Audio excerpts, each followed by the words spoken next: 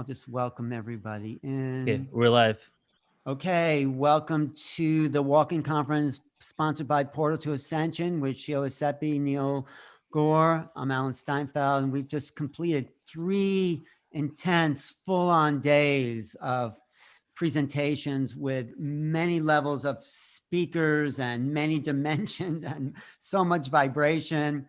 I just want to introduce Mark Sims because he didn't present, but he does have an interesting story that relates to everything that we've been talking about. Sheila, you want to say anything before Mark? No, that's fine. You can go ahead. Okay. So briefly, Mark, I know it's like it's quite a process, but talk about what happened. Well, let me know how much time that I have. How much time would you like me to spend Well, on how's this? like 5, 6, 7 minutes or something? Okay, I'll keep a good Okay. track of time, Okay. so that I have, you know, I have a Right. lot to share, of course. I So I'm know. going to boil it down into a 5-minute nugget. Okay. So my name's Mark Sims, and in 2012, I learned about Stephen Greer and his CE5 protocol. And for those of you that have not heard about him, he claimed that since he was a young man to be in contact with extraterrestrials, and they made a proposition to him to teach others a meditative practice that he claimed could initiate contact with extraterrestrial intelligence. Back in 2012, I was a scientist. My background's computer science and nanotechnology. And I was a skeptic, but because of Stephen Greer's disclosure project, which I had not learned about until 2012, early 2012, I began to think that maybe these people were telling the truth. The witnesses that came forward from the military and from government jobs with the FAA and NASA. And I found their testimony credible. And if what they were saying was true, it was the biggest story in human history. And I wanted to know the truth of the matter. So I started researching Greer, who had organized the Disclosure Project, and learned that he was organizing these 5 to 6 day retreats where he would teach the meditative practice to small groups of people. And I registered for one of these classes and flew from Michigan to San Diego, and I attended a 6-day retreat in Borrego Springs, which is in the Anza Borrego Desert. And there were 25 of us all together.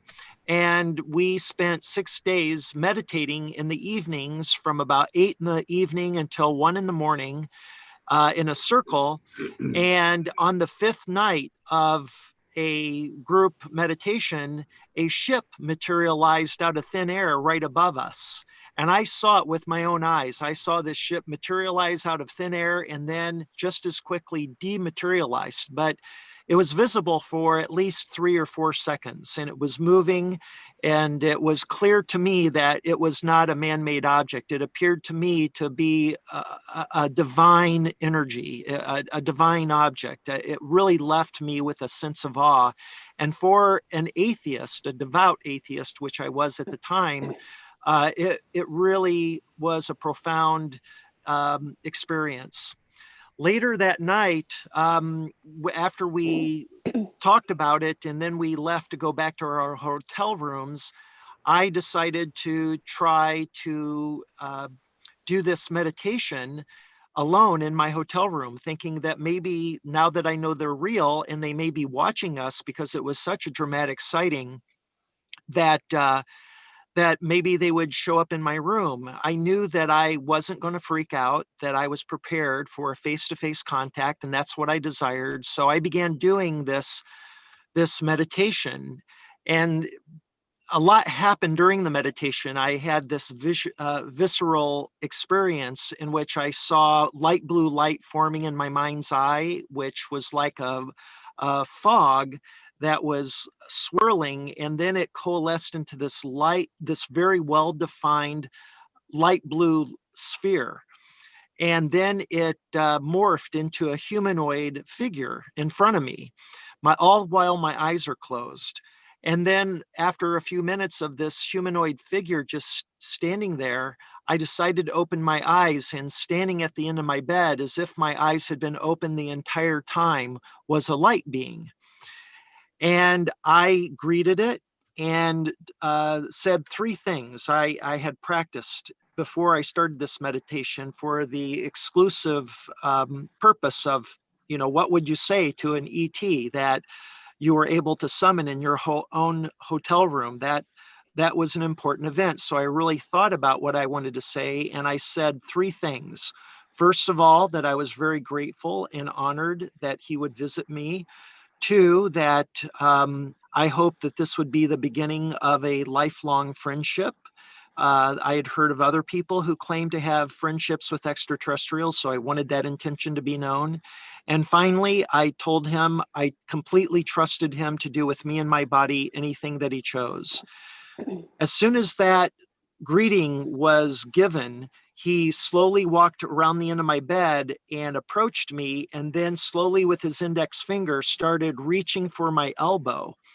And I watched him as he touched my elbow initially and then continued to penetrate my body with his finger. And I could feel him penetrating my body. It was a sensation like static electricity. And he continued to slowly push his hand into my left side, through my back, and eventually walked into my body. Hence why I'm here on this show, because I experienced what he called a communion. And I spent 13 days in this state of communion with a being I learned was from Earth.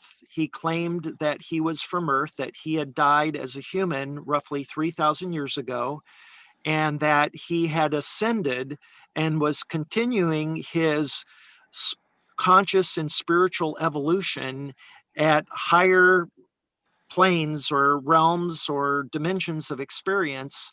And over that 13 days, answered any question that I gave him. And as a consequence, it profoundly changed my life in dramatic ways.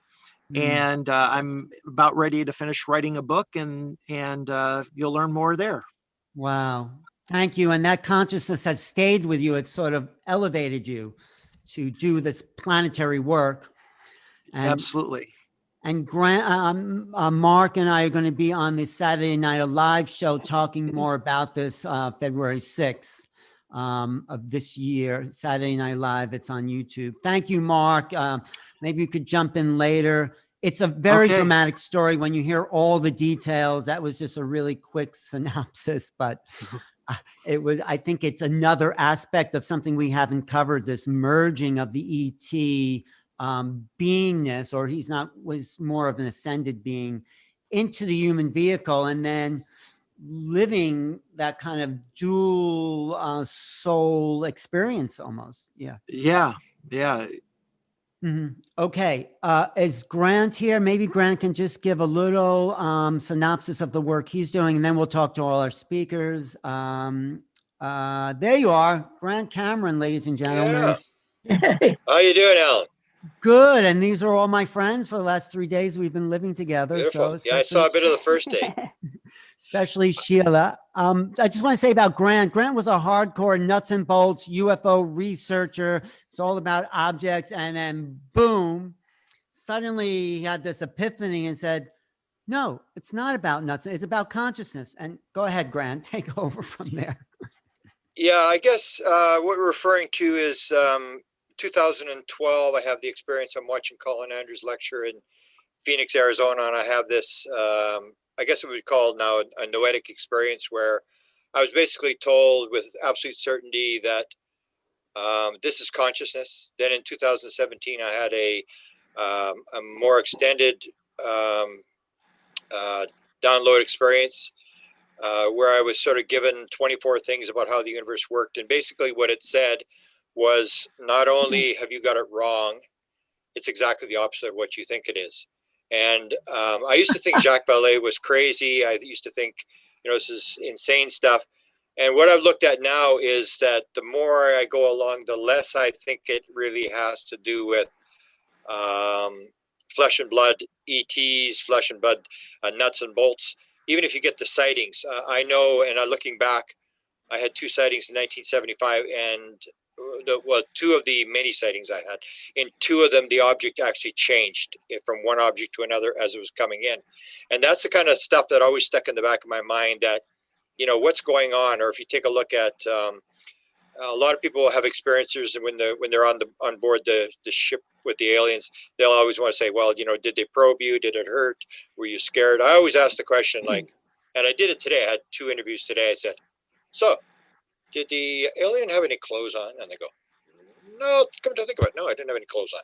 And then I'd say, do you have any sex organs? No, I didn't have any sex organs. Did it ever get any older? You saw it for Betty Andreasson from 1946 on. Did it ever get any older? No, it never got any older. And then you start wondering, like, what is really going on? And what Alan wanted me to sort of talk about was this idea that this idea of consciousness, that when you come down to it, it's almost like, I guess where I would be right now is whether it's Donald Hoffman, or whether it's Deepak Chopra, where they say everything is an action inside consciousness. So it's the idea that there are no nouns. It's a verb. It is conscious. It can manifest as whatever it wants. So that's what you see is beings can come. They can become as owls or deer or whatever being they want. And it's this idea that, yeah, this is not quite as nuts and bolts, not as clear. It's almost like it's a very plastic type thing. And anybody who's done psychedelics will know that when you get on the other side, you get in that side, everything becomes very plastic. So there was a study that was done that just occurred to me, like, wow, we should go down this road. And it was a study that was done with J.Z. Knight, who was the channeler for Ramtha and was the spiritual advisor to Shirley MacLaine. And she was under a lot of attacks of being, you know, occult and bad news and all this kind of stuff. And at one point, Ramtha said to her that she should run an experiment and do this DNA test. And so what she did is she did the test where she's completely normal. They did 3 DNA tests with her, and she came out as French female. Then she goes into the Ramtha channel. She gains the weight. She does all this kind of stuff. She's completely sort of different. And they do the DNA, send it to the 3 labs, and it comes back male, Icelandic. I can't remember what the nationalities were, but it was completely different. And that sort of shows you, if that's true, this is much more complex. That's what I would say. I always say, people, when I sum up my 45 years, this is going to be way more complex than people think it is. It's going to be a lot less physical than people think it is. It's going to be a lot more spiritual than people think it is. And so when I saw the J.Z. Knight thing, and people would say, well, you know, she's, you know, it's a hoax or whatever. And I said, well, what if it isn't? If that experiment is actually does work? And I said, well, let's run it again. And so I started, and because of COVID, we've sort of been stalled. But what I've basically done is we've gone after various types of people. Now, if you've studied people who are personality disorders, you'll hear these rumors that people with that have multiple personalities, that when the alter takes over, the person's eye color will change, or one has diabetes, the other one doesn't have a diabetes. And that, again, that's DNA.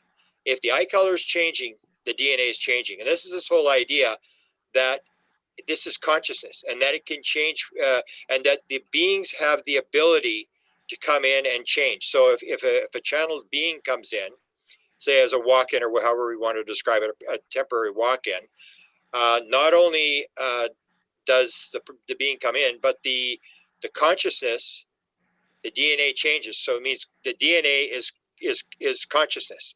That's the basis of it. Whereas we think it's a physical thing. Oh, you got this DNA and you inherit the DNA and you can't change. And then when you start looking at the data, you start seeing all these experiments that seem to indicate, no, the DNA has changed. Now, the only one we did was a woman who was channeling a reptilian. And she said the reptilian said that his DNA would change. It would be South American DNA or whatever. We ran the test, and it came up negative, that the 2 tests went, and they were exactly the same, which gives the indication that a lot of people, you'll hear the stories that people say, oh, when you do the DNA test, you can take your dog and you can put the dog's saliva and it'll come out like a human being or whatever. Well, we ran this test with her, and it came back exactly the same. Two separate tests to the same company, blind tests, so they don't know who they're analyzing, identical, which indicates that the DNA tests that are being done by, I think we use 23andMe, are pretty accurate. Mhm. And so we had a bunch of people lined up. We had Bashar had agreed to do this test. And again, so what you need is, you need not just a channeler, you need a trance channeler. And that means when the being takes over, when it takes control of the body, the voice changes, this kind of stuff. And trance channelers, there's not that many like pure trance channelers. So we had Bashar had agreed to do it. Then we had the famous German physical medium, because again, you have in a lot of the physical mediums, you will see the complete switch. And so what we're going to do is we're going to try to get a DNA sample from the ectoplasm, things like this. Well, did you hear Sheila's story when she walked in? Were you here for that? Because instead of doing all those, I mean, you could do all those testings, but when Sheila had her walk in, all those diseases and everything. Well, Sheila, you want to tell? Okay, Glenn? but the difference ahead. with that is that we're talking to the scientific community that Right. is that it's anecdotal. Like, the UFO community doesn't want to listen to experiences. That's anecdotal. I know, you just believe. You're hallucinating. You're just making it up. I know. And that's so when you get the thing where if you get a DNA and you can get it on a test where, say, Bashar comes up and it's two entirely different DNAs, this is on paper. This is in your face. And as I always make the joke, it's like all the scientists will be running to fight for the cyanide pill, because it's like everything they believe is going to be wrong. And that's what I was told in 2017. Everything is wrong. And that's this whole idea of how much does consciousness actually operate? That if the beings are conscious, if they're in this field, and consciousness is just or physical matter is just a vibration of consciousness, if they understand this whole principle, they can change to be whatever they want. And that's what happens with this DNA thing. But it's to get it on paper where you can't argue it. You've got these blind tests that are being done, and you can, and we want to run a bunch of them, like with physical mediums. And we even want to do the thing with the personality disorder people, the ones that have the alters changing, but that you really can't go in. I was actually in some of the Facebook groups, but you really can't go in and say, oh, I'd like you to flip your alter and take on a different personality, because that's sort of like going into an Alcoholics Anonymous meeting and asking someone to get drunk. So there's all these different type of people where it appears that the DNA is changing, and that destroys the whole material paradigm. Right, because the consciousness changes, it will change the DNA. But Yeah. Sheila, before your walk-in, you were documented by doctors as being very sick. Tell that story just a little bit for people tuning in now, because it's so dramatic. I think Grant would appreciate it too. Sure. So in my early 20s, I was diagnosed with the potential of having brain tumors. They thought I had MS. They said there's this new thing out called AIDS. Maybe you've got that. We're not really sure. And then they released me from the hospital and said, your symptoms will start showing up, because the only way that we can know exactly what's going on is basically to go drill into the brain. And I said, thank you very much. No. So then in my 30s, I put my hand on the rail. My clavicle shattered as I was going down the steps. I went to the doctor. They sent me to Duke University. I had an oncologist and was diagnosed with bone cancer. They went to go in to take the clavicle out. And when they got in there, all of a sudden, they had no explanation to what was going on, but they said they couldn't find the bone cancer. Then I ended up having fibromyalgia, chronic fatigue, sarcoidosis, erythema nodosum. I walked with a cane. I was very, very sick. So when the walk-in came in, I went to bed very, very sick. It felt like lightning. Well, about 7 o'clock the next morning, it felt like somebody reached down, grabbed me by the hair of the head, pulled me bolt upright. Lightning ran through my body, was the only analogy I could say. And then I was in white space. And when my vision started finally coming back, it was the peripheral vision and then my frontal vision, and everything was different, but everything was the same. Now, unbeknownst to me, that's when the walk-in came in. However, I had the mindset that I was still sick, but my body began operating. I was healthy again. I could play with my children. I would go back to the doctors. They would do all the blood tests. I was truly in that Western medicine model. Bam, I was healed. No explanations. Nobody could figure out what was going on. It was like, well, this is wonderful. We don't know what happened. We have no explanation. But let us know when you need your prescriptions refilled. But your consciousness was different as well. Right. So my entire personality changed. I lost my memory. The only people I remembered were my 3 children, my mom and dad, and my sister. I was married at the time. So obviously within 3 months, I left that marriage because I had no identity of the person of who I was before. My articulation level increased. I became clairvoyant, clairaudient, clairsentient all at one time. I started remembering past lives, and I did not believe in reincarnation. I started remembering healing techniques.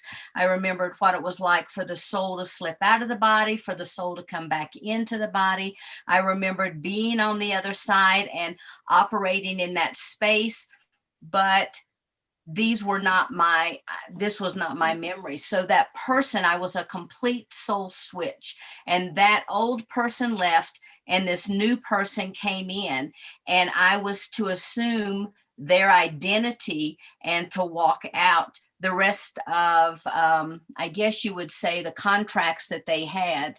And my DNA began to shift and change. My eyes are very, very, very green now. Jeremy can tell you they used to be blue. The DNA has changed. My hair color used to be much lighter. It became this color. I'm still the same height, so that didn't help. But, so there was a dramatic shift and a dramatic change in my life.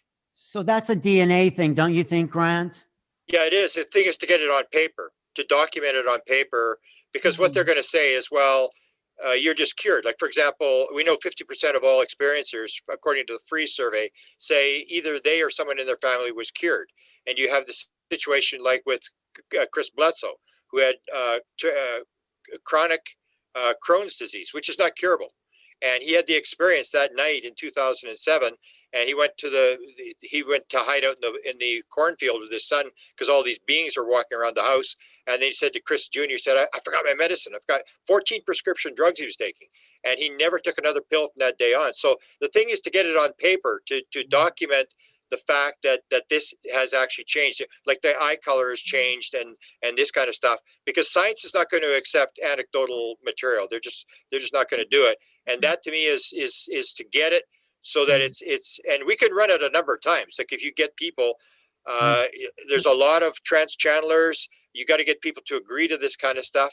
But if you can get 3 or 4 or 5 people where you can actually show on paper on day number 1, they had this DNA, especially like Jay-Z Knight, where you go from a female DNA to a male DNA. And that's traumatic.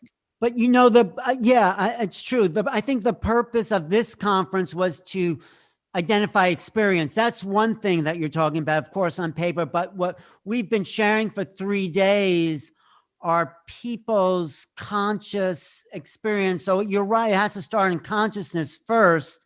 And like Jeremy here saw Sheila, right? And Jeremy, can you talk about how you were able to tell Sheila what happened to her as a soul transplant? Oh, well, that's a good question. Sheila appeared at a door and the whole door lit up. I couldn't see her. All I could see was the light. And she came into my office and as she said, honey, sit down, take a breath, just be still. And what I what I see is an overlay. I don't know how to explain that to you, Grant, and I don't know how I'd ever prove it. Yeah. But I saw Sheila, but then I also saw this overlay of a light being. And it was not the same as Sheila. It was bigger. It had a luminosity that went out. It was kind of a blue-white color. And I don't think I told Sheila right away what I thought. I don't think I did, honey. I think it was probably a little while. She was obviously absolutely in crisis and had never, you were. Oh, shit. And she had never heard about a walk-in, and she didn't know me from Adam. She, she just came. She felt drawn there. And so I saw it in her. I actually saw it. And I do to this day, not as often, but sometimes if I'm walking down a street or into a restaurant, I'll get a glimpse and I'll see a flash. So it took a little while, and I don't want to take all of your time in explaining that, but that's how I knew. And when I did tell her, can you remember saying what you said? What the hell is a walk-in? Walk-ins are a whole other level than channeling is one thing. And then walk-ins, it's like, Totally different.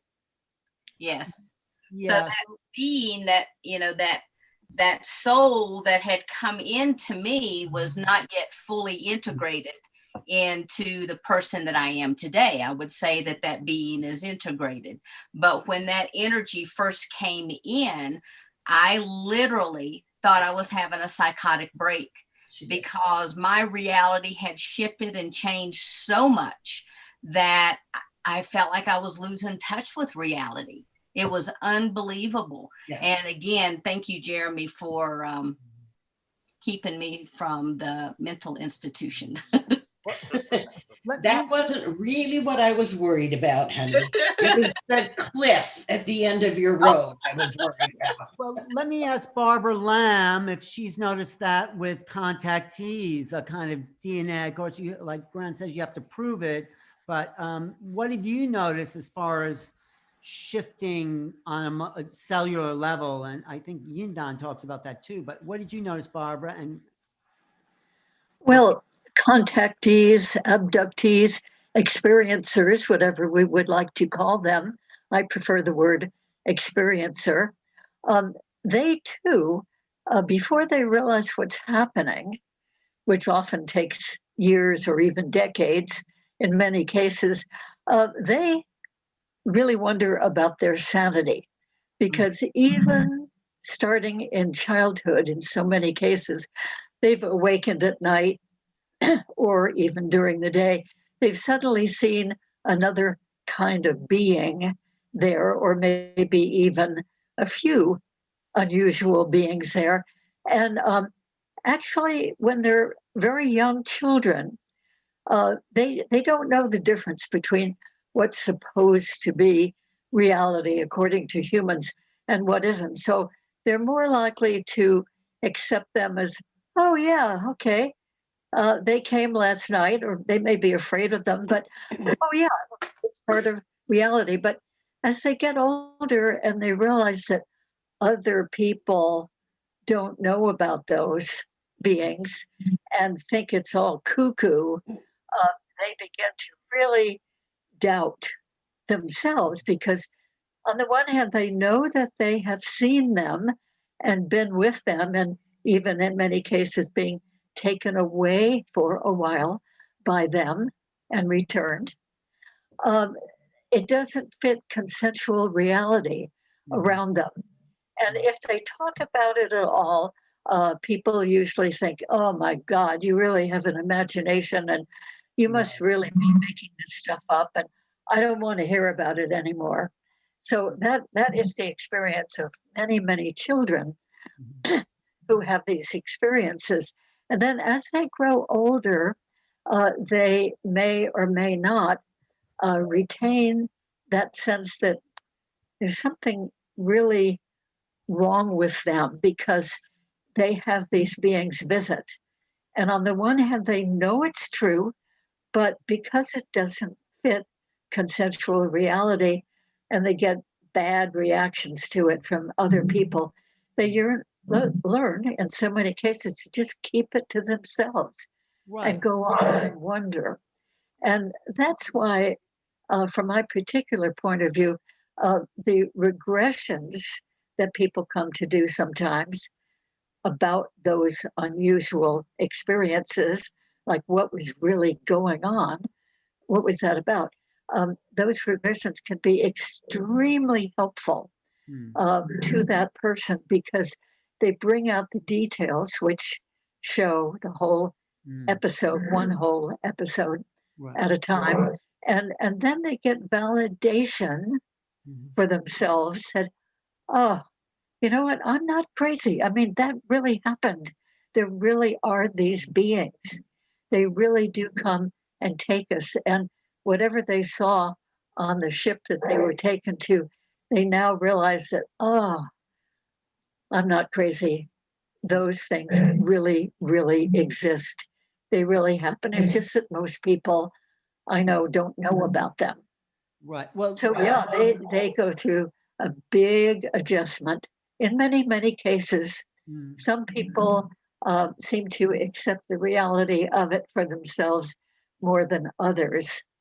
But they all, at least anybody I've worked with, a couple of thousand people, they always express gratitude and relief in finding out more of the details about what's happening with these other beings. Well, thank you, Barb. I want to talk to Yindan for a second, for as long as he can choose to relay this intense story he went through that relates to what Grant and Barbara just said, and also Sheila. When you saw that vehicle and it descended, you didn't talk about that today too much, Yindan, did you? That transformation? No, I didn't, but it is in the book, Walk-ins Cosmology of the Soul. But could you tell us here, because that is so dramatic, what happened? Absolutely. And I think Mark would like it too. Totally. So my walk-in experience, or loosely walk-in experience, as we would kind of categorize it, was back in 2013.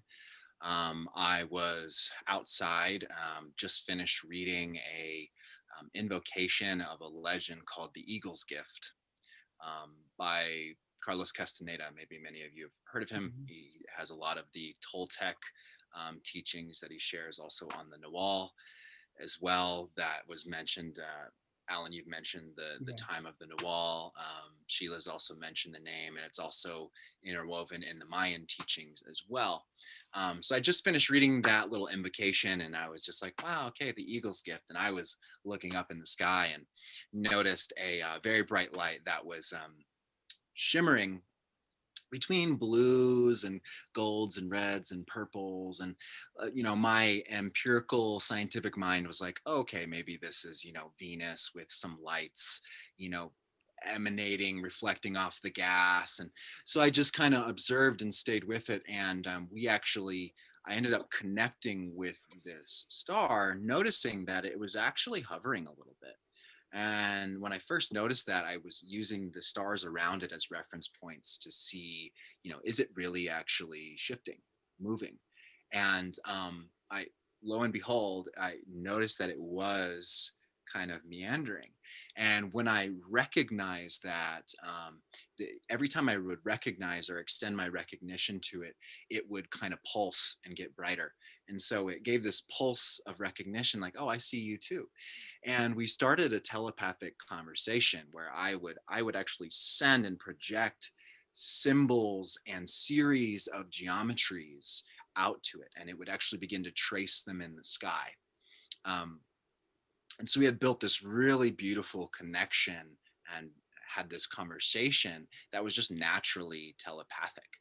And at the time that, towards the end of us really coming into synchronization and resonance, it was able to complete the sequence before I could even register in my conscious mind that I had completed the last symbol. So it was almost in like, you know, hyper light speed. It was able to literally draw it out before my biological mind could even compute that I had registered that thought.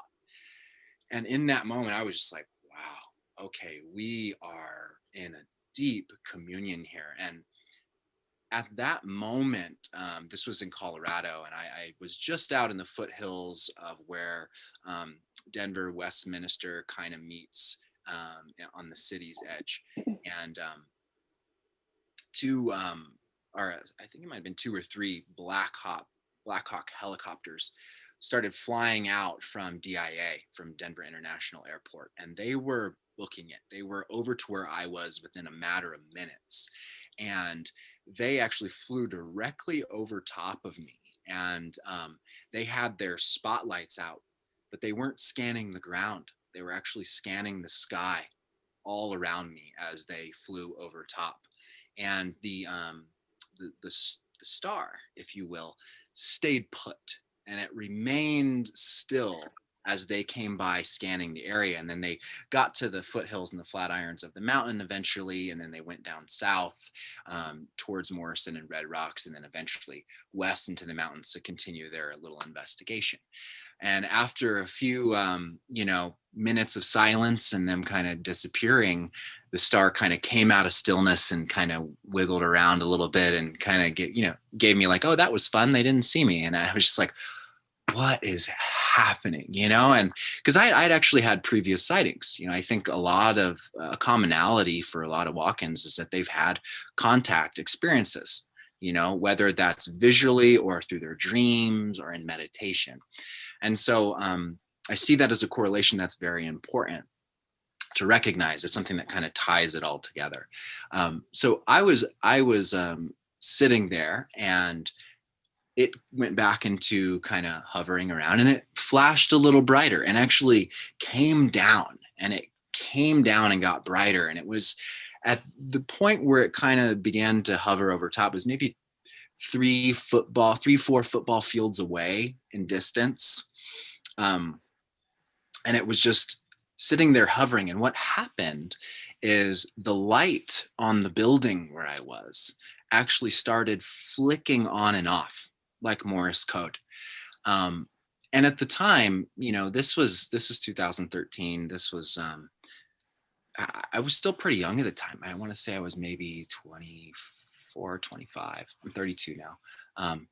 And I actually wasn't on the path that I am now. I had really no, understanding of like light language or transmissions, but I just intuitively knew, oh, it's sending a transmission. There's a light language, frequency that's altering the light. So it's flicking on and off. And I'm like, oh, okay, we're actually having a moment here. This is more than just a sighting or an experience. We're actually making contact at this point. And so this goes on for about 15 minutes. And I'm just laying there flat, and I have just peace, just full peace, full trust.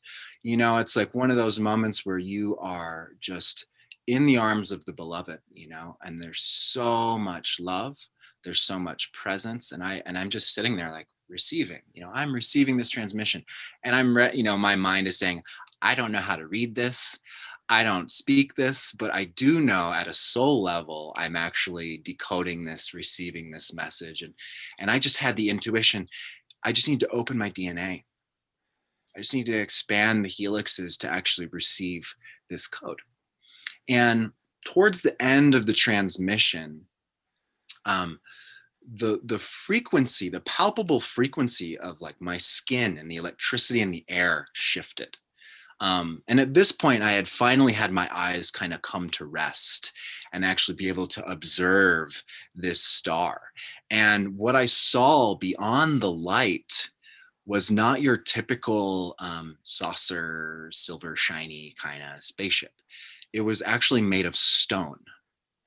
It was a spherical stone. It looked like a dolomite or a granite, similar to, the pyramids of Giza are primarily a dolomite composite. The inner chambers are made out of granite. Both of these have their properties that lead me to believe that this ship could have been composed maybe out of this. And so it was a very dark stone, almost like a black or brown, and with these glints and glimmers of kind of the rough surface, kind of like granite or dolomite. And so I'm perceiving this sphere made out of stone, and I'm seeing patches of moss. I'm seeing ferns hanging off of it, and it actually was generating its own atmosphere. It's almost a bubble of this soft blue, faint blue light. And so as I'm beginning, my eyes are adjusting, I'm starting to see this, and that's when the electricity changes in the field. And rather than a continuous stream of uninterrupted, the Morse code, if you will, didn't have any repeating patterns in it. But at the end, it shifted to where the electricity changed, the light frequency, the color actually changed a little bit on the light. And there was like a repeating sequence. And I was just like, oh, and then this is all intuition. I'm like, oh, it's just uploading something right now. It's just getting ready to upload or download something because the frequency changed. And I just intuitively knew this. And what started to happen is these faint blue holographic cogs, almost like when you see certain versions of the Mayan calendar, there will be the 7 Silis, which are the kind of like their chakras. And then there'll be another wheel for the moon count. And then there'll be another wheel for the solar count. And then for the Baktun and the Katun. And you'll see these multiple wheels within wheels. Each of the cogs' teeth has a glyph on it, right? Well, that's exactly what I was seeing. I was seeing these cogs with glyphs on each of the teeth. And then around the central ring was an inscription of continually shifting light language, which I assume now is actually the Ayumi that I spoke of earlier, which is connected to the etheric blood. And the Ayumi spins these mudras of infinite totality into existence through our blood. So I'm seeing these scripts, and as it turns, it's casting out these other symbols that would discharge off the teeth at certain times. And it's forming cog by cog, a column over top of me. And I'm assuming at this point, I'm like, okay, I'm not going to make it to work tomorrow. Goodbye, mom and dad. This is it. I'm going up on the ship. Or, I am about to get, Death Star laser beamed, and then I won't be at work tomorrow and all the same things, But I'm trusting, I'm like, oh, I'm going aboard. That was my intuition at the moment. And as the light is flicking on and off, and I'm seeing these repeating patterns, and I'm feeling the presence of a download, upload coming, I'm thinking I'm leaving, but I didn't leave. I arrived. And what I witnessed was actually a blue soul in this. I was laying flat in the parking space at the time, using the curb as my little pillow to read the book, using the light on the building. And this blue soul falls in the same parallel as me, so I'm laying looking up, and the soul is falling in the same plane. And then it enters me. And as soon as it enters me, the light stops flicking on and off. Everything goes back to normal. Each one of those cogs disappears one by one, goes back into the stone craft, and it just sits there. And that at that moment, it was that, oh, you are with me. You are protecting me. You are my guardian.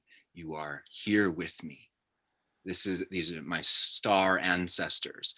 And the way that it's come into view for me on the inner planes, as I've come to unpack this, I've discovered that this particularly has to do with a diatronic Talika experience. The diatronic Talika term is actually you are existing in multiple timelines. You can also exist multidimensionally. This is not your average walk-in. It actually wouldn't even technically call it a walk-in. It would be a soul integration from different dimensions and timelines. And that's why the Mayan glyphs and what I call the time tunnel actually was present, which it was actually a returning of me to me from past and future timelines. So they're still with you, right? You're still. Yes, I am still with me. You're still with me now. All right. And I am with you right here. And thank you for being with us. Yeah. Can we come back to that story? I think Jeremy's getting a little tired. Are you getting a little tired, Jeremy? Yes, she says, yeah. So do you have anything you want to leave us with? Because I really enjoy your knowledge, your stories, some of the Hopi wisdom, some of the Hopi prophecies you want to leave us with. You can unmute yourself there. Oh, there. Okay. I'm in the habit of muting myself. Stop muting yourself. No. Well, first of all, it was absolutely a wonderful conference. I am so delighted to have met all of you. This is part of the prophecies. There are many Hopi prophecies that have been related, and then there are a few that nobody knows about. And one of the few. That's what we want to hear, those. One of the few is the old ones will return, the original inhabitants, the original star beings, the ones who were here in the beginning will return to make sure that everything is exactly as it is supposed to be. So as I said, we are the ones that we've been waiting for. And I'm tired, and it has been wonderful to get to know all of you. Please stay in touch. Sheila's got all my information. I'm pretty friendly when you get to know me. I don't bite, but I do talk to walk-ins a lot. So have a wonderful time, everybody. Good night. I'm going to leave now. Being here, Jeremy. Okay, I want to also, Gail, you haven't met Gail Grant, but everyone else has. I did actually see Gail change. We were in Egypt together. We're at the Temple of Isis, and suddenly this woman just starts to radiate this energy. And I look over, I hadn't really noticed you before, Gail. Where'd you come from? And she just starts bringing in the divine feminine, the Isis energy. And I think you still embody that. So I do. Anyway, what do you want to leave us with? What final words, what like overview of the conference what did you get? Like what stands out, and what do you want us to take with us? I guess mostly is understanding energy and being in a place of complete unconditional love. And I know it's easier said than done. And being in unconditional love really means you start with yourself, and it's a trust in divine, but you start with yourself, loving yourself without judgment and healing that which needs to be healed. And therefore, those that are in your environment, you will not judge, because when you heal yourself, you heal others in their presence, in your presence. And just trusting. And I know that we're going to have a lot of chaos is going to unfold in the coming times. And it truly is that we are the way showers, and we are here to show that there is a way through this, and it is with peace and grace and unconditional love, and being non-judgmental, which doesn't mean you're a doormat. It just means that you stay in allowance, but sometimes you stand your truth firmly, and sometimes you know your truth and just know it, and sometimes you have to act, and that's where discernment comes in. So I would say practice discernment, practice unconditional love, practice grace for yourself and for others. Hmm. Thank you. And just a little bit about your practice. Anything you have to say about what Grant mentioned about DNA shifting? Because you work on that holistic level. Have you seen evidence of that when people have had these types of higher consciousness experiences? I have definitely seen the physical eye change and facial structure. I know there's pictures out of me where I've been in channeling mode and I don't recognize myself. And I'll say, I know I was there. I was sitting at that table and I don't see me. And people look at me and go, this is you. And it's not my facial structure because it's shifted. Um, and I have um, shifted to become like a Mayan chief and Native American, and I was speaking Native American, and I didn't even realize I was speaking it until two Native Americans where I was were looking at each other, and they came and told me later that I was speaking in their native tongue. Wow. So That's, can I just break in with that's the kind of stuff that I'm looking for, where you get somebody where facial change, and that's what all I'm saying is that if you can record that before and after, the whole world changes, because then everybody goes like, how do you explain that? Because it's one thing to say it, and that's what I look for is this thing about facial structure and the different voices and stuff like that. And I just think it would change the world in terms of understanding that consciousness is primary. We are not this, we are not the actor on the stage. We are the person behind the consciousness watching the play, where our ego gets us to where we actually believe we're here and we're doing this sort of play thing. I'm just fascinated with that stuff. And I just think it's a matter of time until I get one. And we've got one, like it's the idea, you got one white crow. If you find the second white crow, it's game over. Everything has to change, and we're not the crazy people anymore. Then it's like the thing with, I don't know if you've seen the experiments that were done with Thomas Jefferson University, where they would take people, for example, you're doing channeling, you're doing mediumship or whatever. They used to say, they're making it up, they're making it up. Then they put the people in the MRI machines, and they do, okay, do your channeling thing. And they do the channeling thing, and everybody has the same brain pattern. That this shuts down, that lights up, all this sort of stuff. And it just basically shows, no, these people aren't making up whatever they're doing, whether it's praying or whatever. I actually went to them with the light language. That's another thing I'm fascinated with. People are doing light language. We're So I going to said, do some here. Yes. yeah, so I actually went, and I went to Thomas Jefferson, to the guy who did he does all the stuff, the channeling, the praying, the monks, changing their skin temperature and all that kind of stuff, and shows that there's these definite patterns. So he said, I'd love to do light language people, no problem. And he wanted $50,000 plus expenses for 10 people to put them in the MRI machines and do the PET scans and all that kind of stuff. And there just wasn't the money there, but that's the kind of stuff that I think changes, where you show that we're not crazy people. There is actual evidence that can prove that this is for real. These people are doing exactly what they're saying they're doing. And I think in the end, we're going to win, but we have to raise light the always consciousness. wins. Yeah. Right always wins. Yeah. Eventually.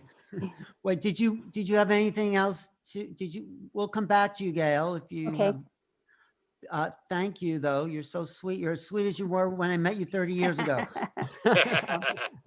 I wanted to talk to Marilyn because actually I did see Marilyn's face change when she started channeling.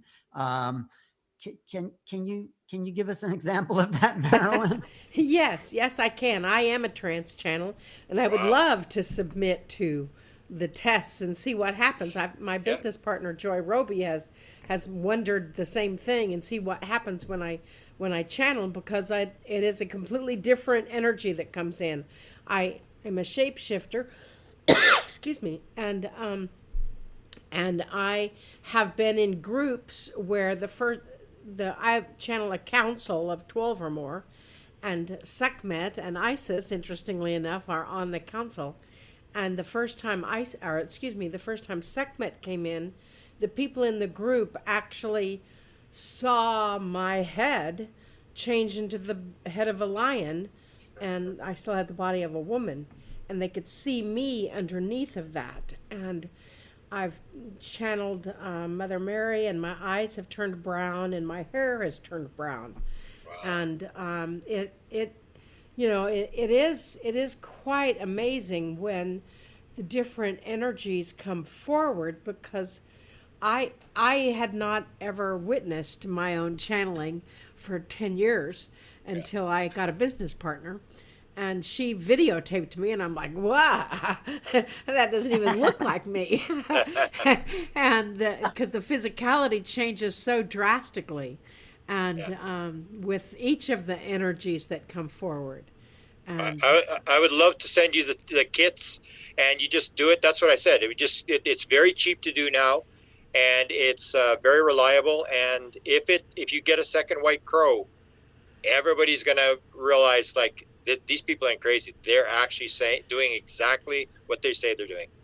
yeah, I would love to take part in that, because it is one of those things that well, I believe we are all channels, and but not everyone is a trance channel. And when you agree to completely surrender, and your physicality changes. I mean, I go on stage quite a bit, and when people meet me face to face, they realize that I'm only 5 foot. And, and when I'm on stage, I'm much bigger. It is amazing the transformation that does occur with a channel, and it's very. Yeah. I would love to take part in that. Sure. So thank And you. that's the difference. Like when I spelled it out when I went to Bashar, and people it's almost like music. There are people who can play music, and then there are musical savants and stuff like that. And it's like channeling. There's different levels. So there's trance channelers is what you're looking for, where it's like a walk-in thing where they actually take over. But a lot of people are just doing relay channeling. But then it's Right. still you. It's still you that's running the show. Your consciousness is there. It's when everything changes, the voice changes, the face changes, stuff like that. Then you realize like something's going on here that is not definable by the physical world. And that goes to the point that I think it's all going to end up being that there really is no time, no space, no physical world. It's all consciousness, and we're playing this little role where we think it's all, nuts and bolts and players and stuff like that. And it's much more spiritual and much more.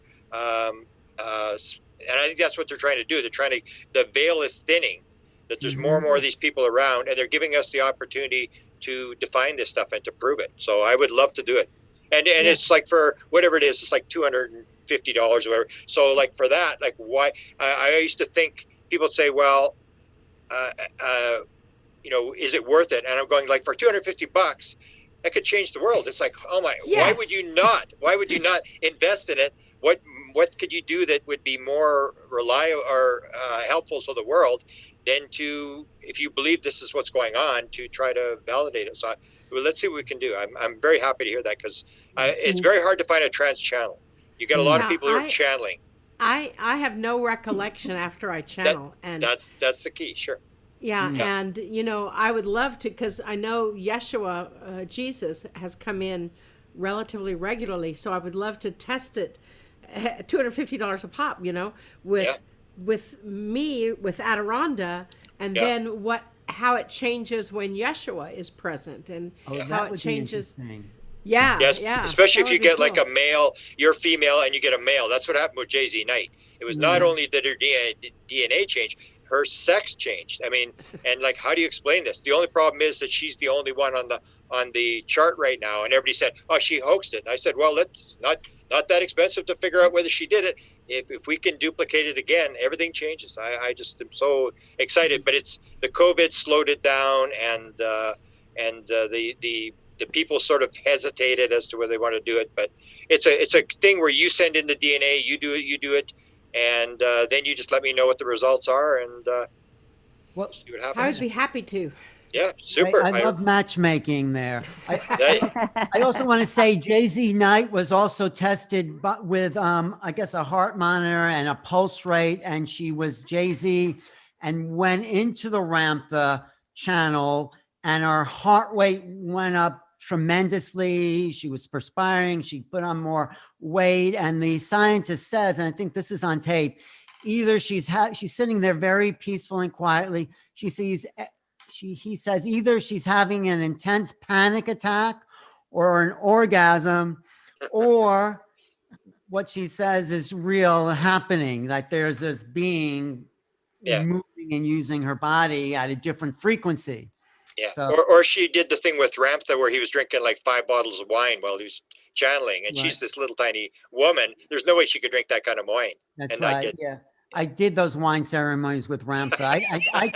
I could not hold the wine as much as Ramtha. But I want to just talk to Jacqueline Smith, who is a light language person for people just tuning in. And I also get to Hildegard and back to people. But Jacqueline, this whole interface between walk-ins and channeling and ETs, I mean, you sort of have, you've done a lot of, you've integrated all of that. So can you unmute yourself and just see what do you get from this conference? What do you want to close with after 3 days of being here? Wow. First of all, I was, I feel really honored to be a part of it. And, one of the key messages that the star beings have been communicating to me for over 40 years is to remember that we are all one and that there is no other. And that we should invite our star families in. When we invite them in, they will show up in one way or another, whether that be through a dream or a ship or in other ways with a visitation. And again, one of the key messages is to love unconditionally, which has been a message throughout this entire conference. That it's very key at this point that we live from our hearts and really embrace the earth, embrace the entire cosmos with unconditional love. Could you give us some light language translation of that message so we get it on a vibrational level? Sure. Let me see what's come through. Lola ki ia naha yo naha nakaria na noya naha. Oea na ia na dodi o naha te kiota laki kiota ta. O shaki kuria to ta I o nasa. I no koe ta ia o na hea. Uktari ti anandata. Mikila kore te iraza. Ko ela kata ito uma kata ora kikiana. Ishi uno dotate I nada koea ti no kore ti ana. Koe ana no te anaha. Ai I o ua ataya yakoria taha. Ushi I Mokaria nari iti e tomaha. Ushi I saka I leki ira. Umaka hia tatata I nanatea dalako e ona hala. Utai I onala tea olalia tania kai. Wow. Well, Okay, so that was the tall white Zeta masters coming through. Those who I'm connected to as a hybrid, and so their messages are of love and blessings, wanting to remind people that to come from a place of joy, that joy, when we do what we love and we come into our joy, that's a very high frequency. And when we put that energy out, that automatically, the more people that do that, the more the world can change, the more our frequencies are raised, and the more people will actually be ready to meet them, to meet the star beings. Thank you. Well, Grant was smiling. That was good. Something connected there. That really was an activation, by the way. I just wanted to say that was an activation. So. Oh, it was an activation. Yeah, I know I said blessing, but it's an activation. Well, it's different because it's a different vibration. I can see like some people were just taking, yeah. But for opening the heart. do you want to jump in, Hildegard, and then I'll talk to Yvonne and. Yeah, I'm just basking in the energies of the day. It's just amazing for me, like this is like a 28-year vision coming to fruition. When I walked in the early 90s, and I can relate totally to what Sheila was saying, life fell apart in a matter of, it felt like hours. Nothing made sense anymore. I didn't recognize the clothes on my back, the man I was married to for 10 years, the children I had birthed, the house I lived in. I didn't know breakfast, lunch, and dinner. And suddenly you have all these sensory overloads, call it clairvoyance, telepathy, clairaudience, hypersensitivity to everything on the planet, whether it is food or clothes, whatever it might be, loud noises. And then you have the experts out there telling you it's all in your head, sweetheart. Wait till your kids grow older and it will all go away. Well, at the same token, if we scrape you off the sidewalk another time, you might die of a heart attack. Oh, looks, your cardiovascular system doesn't look so good. And I understand, like at the time I was super angry, but I have deep empathy and compassion now that I feel I sorted things out. And for me, I had to bring my helpers in, which were these children. I so mad at Louis Ma, my Andromedan guide and fellow who seems to orchestrate the walk-in programs from the Andromedans, or as Alex Collier calls them, VAs. Because I wanted them to show up, man. If you're so much smarter than me, why don't you show up in my kitchen? It's like this impatience. Yesterday, I don't know who said it. I think it might have been Maya. Patience. My prayer was, yeah, God, give me patience and give it to me now. So being here today or the last 3 days was just amazing. And it looked like every person who spoke had another piece to add to the puzzle. Incredible. I connected with a lady in the chat just now, first thing in the morning, from Hawaii, who in 1999, and I'll never forget it because that's when we lived in Eastern Ontario. I had to leave the city and lived on 4 acres of land in the middle of a bush and a log home. And we got internet in rural Ontario, there where I was. And the first thing I did was looking for anything, walking. And then I came across hashtag command, and I had no clue what that meant. But they let me open a blog, and then I would say, calling on all walk-ins or looking for walk-ins, because by then, this is a good 8 years later, I had learned that there is such a thing. And then Ruth Montgomery's book showed up, and Shirley MacLaine, and there was no internet in the early 90s, at least not accessible to me. And the university libraries hadn't helped much. I actually registered at York University in Toronto at some point, so I had access to various university libraries. And what I was looking for, whether I was looking in physics or sociology or biology or psychology or whatever, I was so frustrated, I couldn't find anything. And then to connect with Sheila, respectively connect with Grant, this was the wildest one of all, how I ended up in this Alien Cosmic Expo, and I'm kind of here he is today. That's strange. And I'm saying to him, what is going on here? Who are these people? And he says, are you an experiencer? Great. He says, come share your story, I'm thinking, no, listen, not for me. I have been through so much trouble. I keep my head down. I have kids to look after. No way, Jose. And to then have wonderful people in the Toronto Experiences group that Grant encouraged me. You need to have a safe space for people who go through these experiences and they have nowhere to go and they kind of suffer in silence. We need to bring this out and let the world know that there are others, who have these experiences. And I'm just sorry, I'm deeply moved by how what I once in desperation journaled in one of those books, is coming to fruition. And my biggest dream, and I'm an Aquarius, full confession here, has been that all human beings have the courage to look within and are opening themselves up to find the teachers, because whether there's an internet or technology or not, if the people whose shoulders we stand on could do that and have the courage to channel. I'm just thinking of Lee Carroll,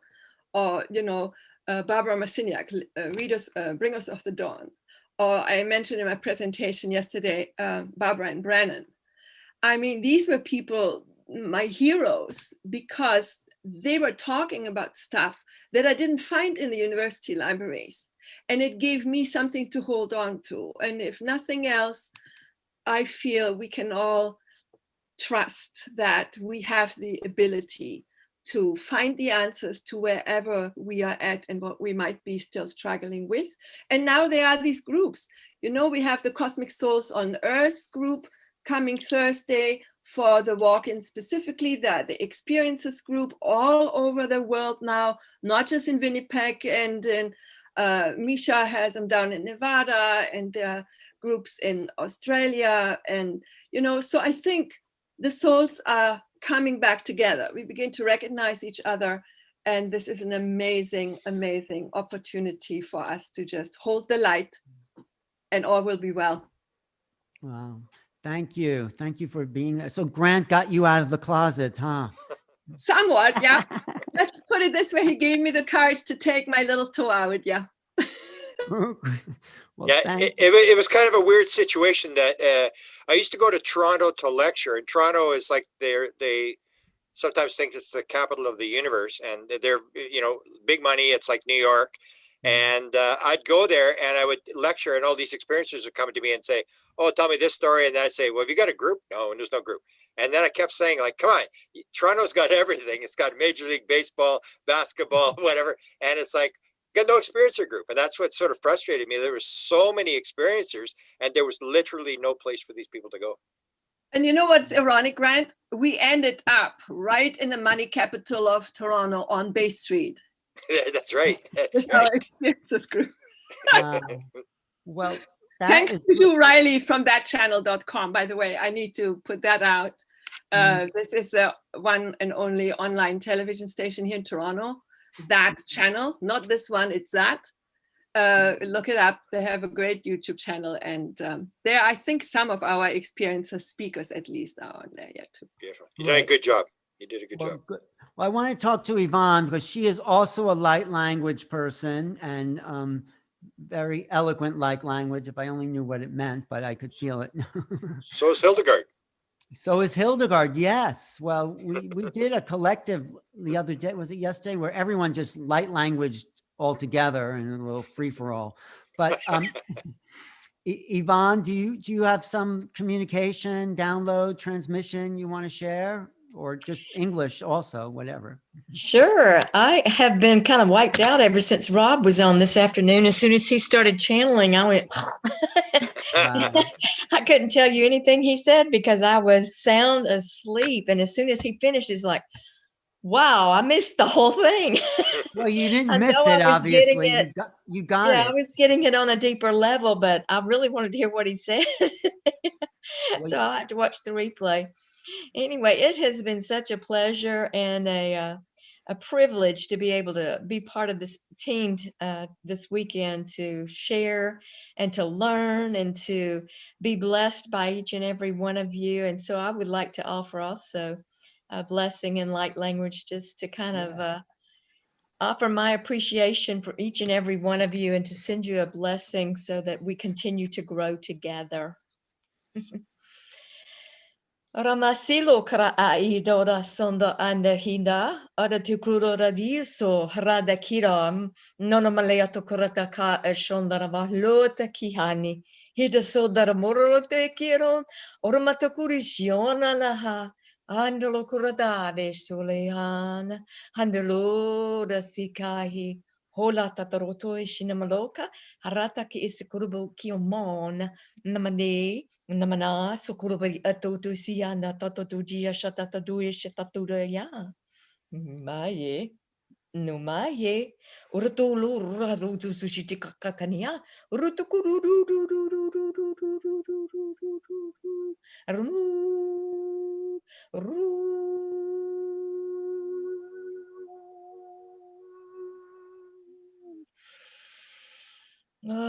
Iloro soko na ni hini ni hini ni kiniko. Na eleta taravaka ishkana makate kinaka.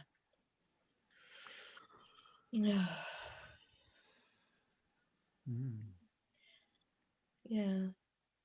I felt that in my body, actually. It's like went right through.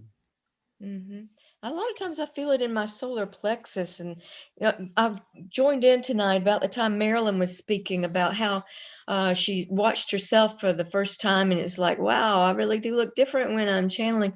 I feel different.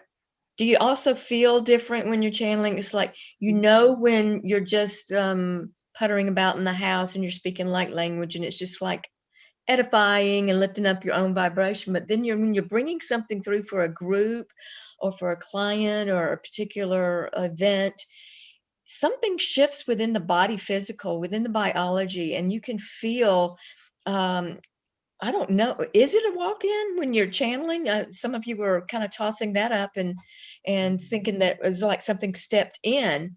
It does feel that way sometimes, like I'm observing myself. I never know what sound or what tone or what dialect or frequency is going to come through, if it's going to be high pitched or low pitched.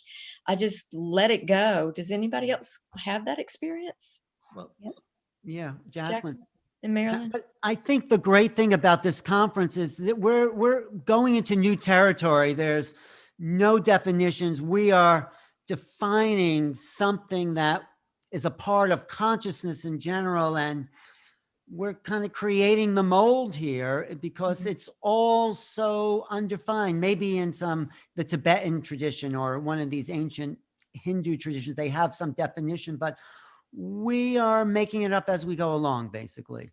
So, but thank you, Yvonne. Maybe Marilyn wants to channel something through, and then maybe Yvonne. And Marilyn, anything you want to bring through? Well, well, they are always indeed ready. And again, I want to thank each of you. This has been spectacular, and you are indeed paving new territory. Sheila and Alan and Neil I was a part of the Walk-ins for Evolution group in the 90s. And then I had my own walk-in conference in the early 2000s, 2010, 2011, and 12. And so it has been quite an undertaking. And let me just see if I can get out of the way. And I'm so excited. And see if they have anything higher to say.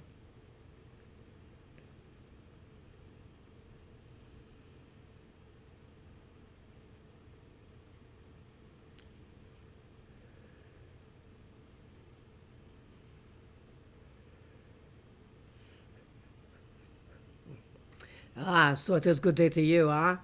Yes, so for those of you whom we have not met, we are Aronda. And we bring with us an entire council of beings of light that are here on your behalf. You see, our purpose as each of the channels that are communicating with you in the last 3 days, our purpose is to help you individually feel what it is feeling like to be held in true, unconditional love. Your energy and your connection with that love will shift the consciousness of this planet. Your energy, as it is focusing, will shift the soul of humanity. As you know, Master Yeshua is on our council, and as he says he's not coming back, he's already here in your heart.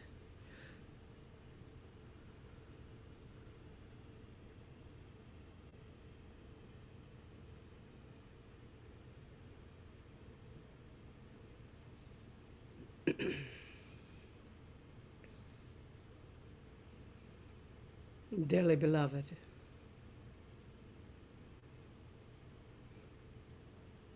you are each the magnificence that was me on this planet.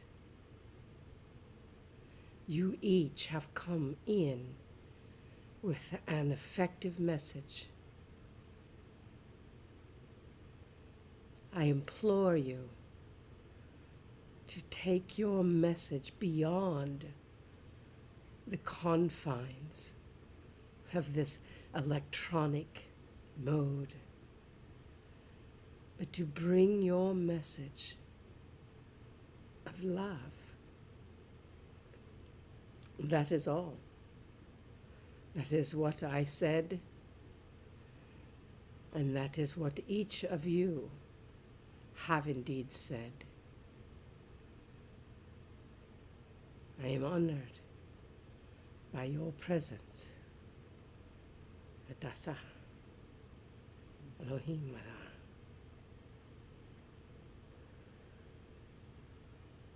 Hoo-ha. So, we are back, and you know that with that energy, there is never a warning or energy to see when anyone from the council is coming in. But we think the message was clear. You each have a gift for humanity. You each have that energy of clarifying the frequency of you. Some with the ancient indigenous stories, some with the energy of love and light in the most gentle, lilting light language that there is. Some in that frequency. So, dearest beings of light, know who you are. Know the energy as it is coming through. You see, when you are wondering who you are, then there's a confusion.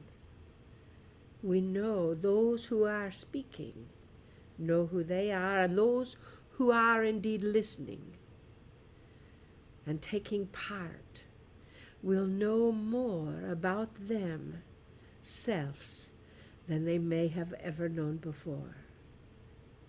Whether you are a walk-in, a starseed, or whatever, we believe you all came through the Pleiadian gateway to get to this planet once again at this magnanimous time of shift.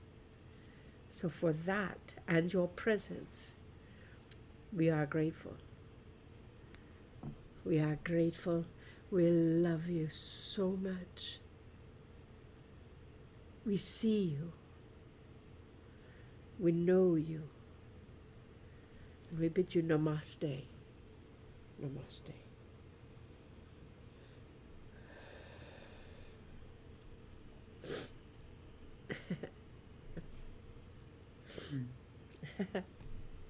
Hoo-hoo. Coming back. Thank you. That was quite a surprise. I was not aware that that was the message. So thank you. Thank you for sharing that. Well, thank you for sharing that. Yeah, so your face definitely did change for me. You done? Do you want to bring anything through, and then maybe Gail could bring something? Barbara, you done? Absolutely. I want to remind everyone that the Metatronic spiral we talked about earlier today maintains our ancestral memory, and that is the potential to evolve and graduate from this planet. And this can be very simply activated through heart-centered living presence. This is the simplest way of activating our movement towards the full light spectrum. And we can feed Numis Om through this. And this is something that the Awakened Ones really taught, the heart-centered living presence. You know, this is the secret right here. Okay. And that's what Yeshua delivered as a message to us. He said, do this in remembrance of me. This is the direct ritual of communion.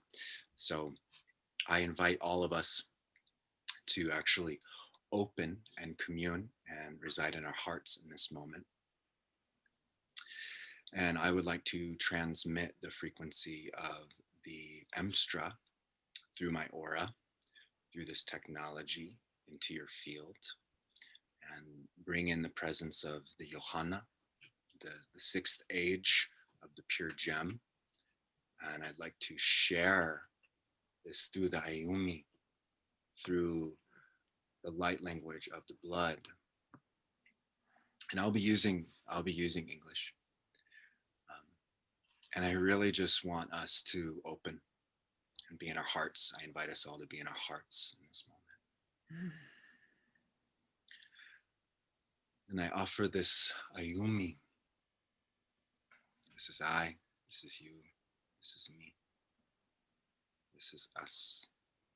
This is the sacred language of the heart. And I ask us all to pour our love through the vessel of this DNA and into the grid of this planet, into a grid known as the Hexayam. The Hexayam connects to something called the hollow crystal. And this is where the 5 gems that the lotus loci spin into our blood. It feeds the Ayumi, and it feeds the creation of the star mist and the sapphire cells.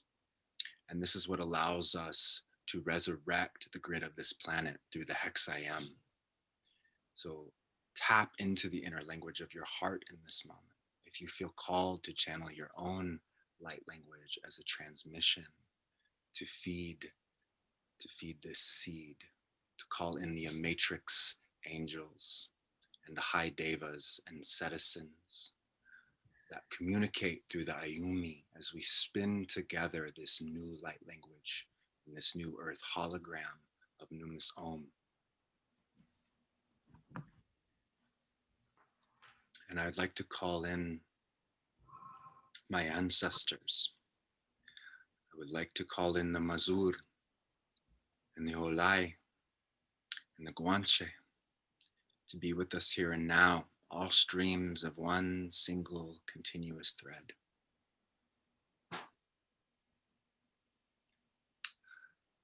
I'd like to give thanks. I'd like to thank you, Hanukatu Mera, Great Solar Lord. Thank you for keeping this covenant. Thank you for holding this order of the pure gem.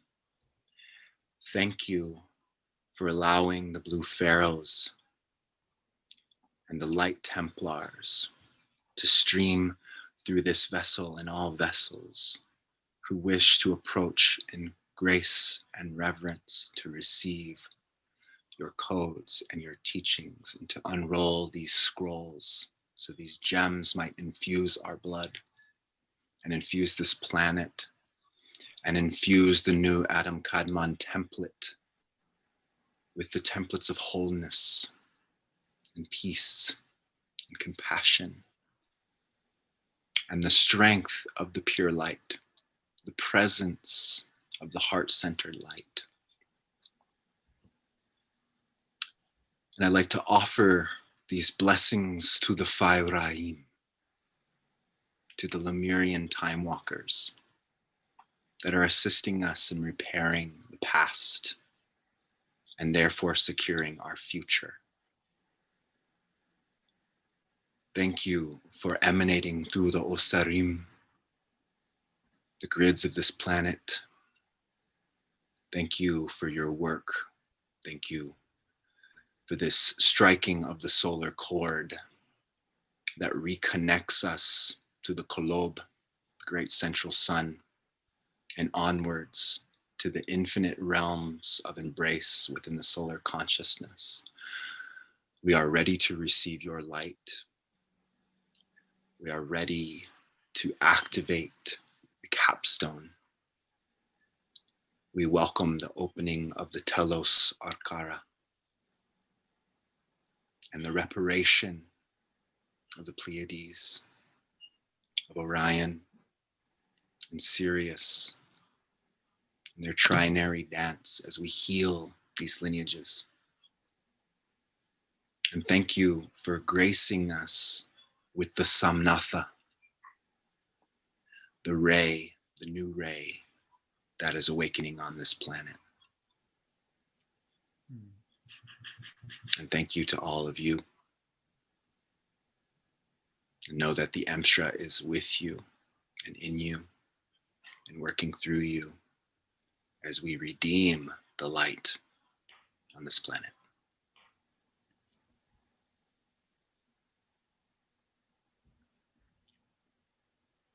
Oh. Thank you.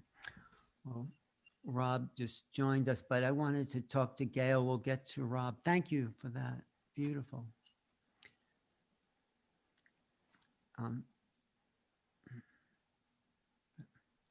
That was a shift.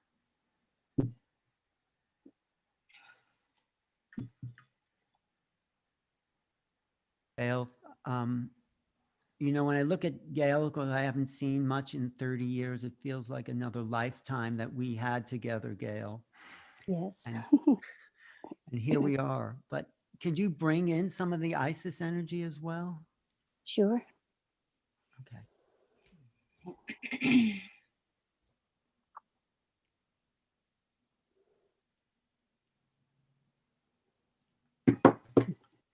And before I get started, I was guided to share that Isis is an aspect of the divine feminine, and it is the different aspects and the qualities that are required at different times as to who comes through.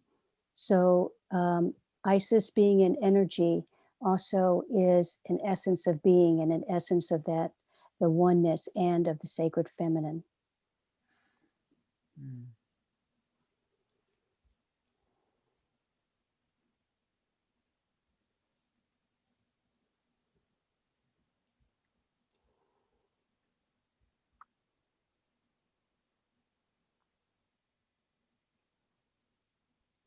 And it is, dear ones, that you have all chosen to be present at this time. Those that are the way showers, that are taking the chance, taking the courage, forging your way to be in the spotlight. At times it is difficult, and at times it can be dangerous to the physical body. But when you trust divine, as divine does not ask you to do anything without being fully protected. And if it is for you to be asked to stand on a stage and share your essence, we are with you. If you are asked to go to an area of the world that requires shifting of the land, it is that we are with you. It is a sacred essence, and it is an honor, though it is not an honor in ego. Mm. Too many have fallen to the chains of ego, as you are seeing in your experience of Earth in these times. Ego and fear and survival are energies that are keeping you anchored in the third dimensional realm. It is that your true presence is the essence of unconditional love and that oneness. And it is for you to ask to be that light, that energy. It is not for you to be in fear and in survival. It is a perception of your current state, of your third dimensional reality that keeps you anchored. It merely takes asking. And once you ask, you plant the seed. And in the seed of planting, you begin the manifestation and you begin the memory of your activation. Mm. Many people, not just humans, but beings on this planet, have come forth at this time to raise the frequency and show others that it is possible to do so. what you have read in sacred text and in the Bible and stories you have heard, they are not stories, they are recounting experiences that are actually true. And it is said that all is required is for you to ask. And for so many, you have not yet done so.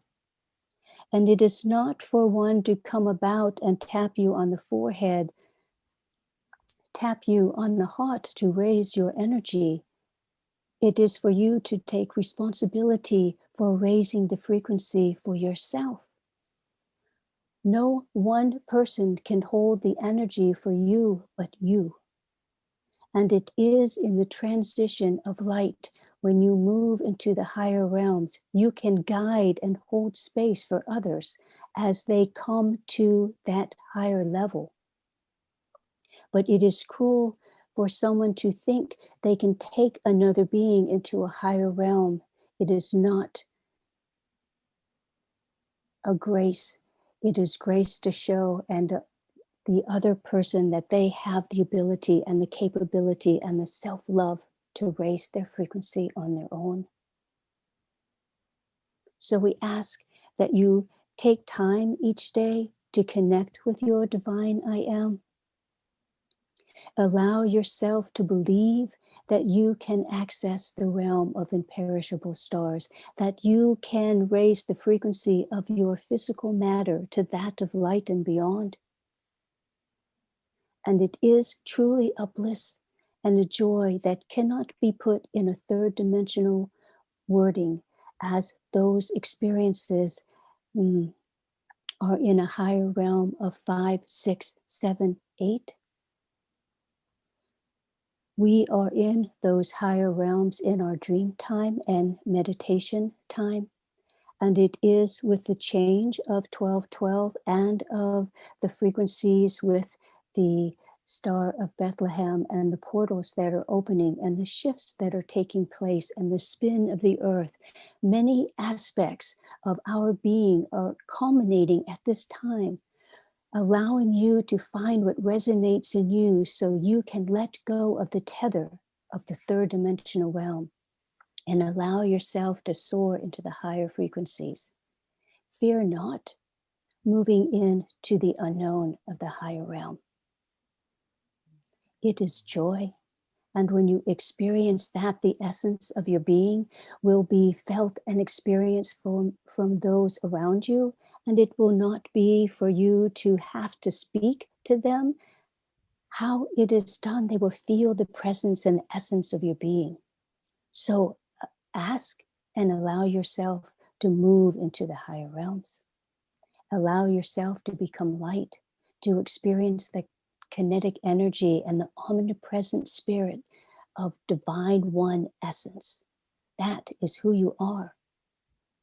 This physical body is just a condensed version of light that you have chosen, and it is a perception that keeps you where you are.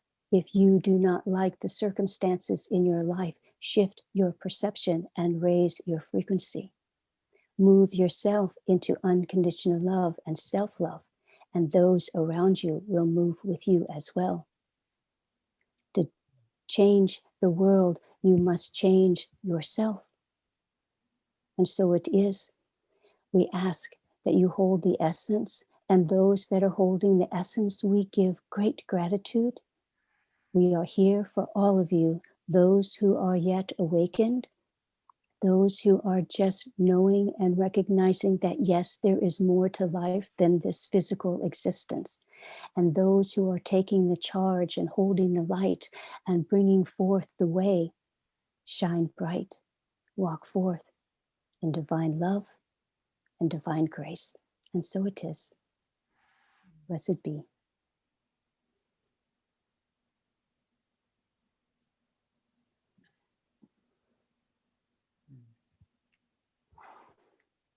Thank you.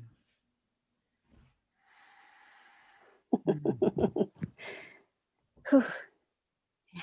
Thank you, Gail. It gets me coming back. Well, Do you want to, I think we're going to try to bring up Emma. Oh, the video of Emma, and then we Emma talked to, was not Yeah. able to join us tonight, but she did send a video. She wanted to say a few words. okay, and we also want to talk to Rob and Darlene and Rebecca and Barbara again, to say, oh, here's the video of Emma. Oh, sweet.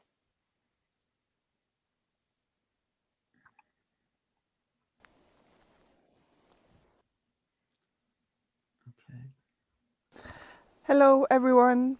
Hello, Ellen. You have done such an amazing job this weekend. You've been sharp and asking all those beautiful questions. I really admire that. It takes a lot of energy, a lot of focus. And Sheila, you've been sitting there smiling your brightest smile all weekend, asking questions, being there for everyone, responding in private messages, and you've just been so present all weekend long. So a really good job. I'm so proud of all of you. And then beautiful Neil, you've done such an amazing work as well, putting this conference together. I'm proud of you. You're such a great man. You have so much inside of you. Just let it out, let it be free.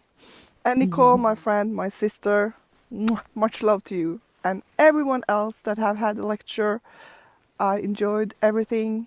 There are a couple of things I have missed, but I'm gonna look it or watch it in replay. And everyone being here, listening to all of us, all us amazing, beautiful people, a little bit crazy maybe, or maybe not. It doesn't really matter. We are just natural. We are just normal, every one of us. I'm sending you a greeting and a closing statement here from Norway. I'm Emma-Louise Livingsø, if someone don't know that. I'm here in my beautiful backyard, and behind me you can see some of the mountains that I like to be part of. Far, far over there I have a place. Over there. I can't believe I can do that actually. You can see the sun is setting right now. This weekend we have spoke so much about love and many other things.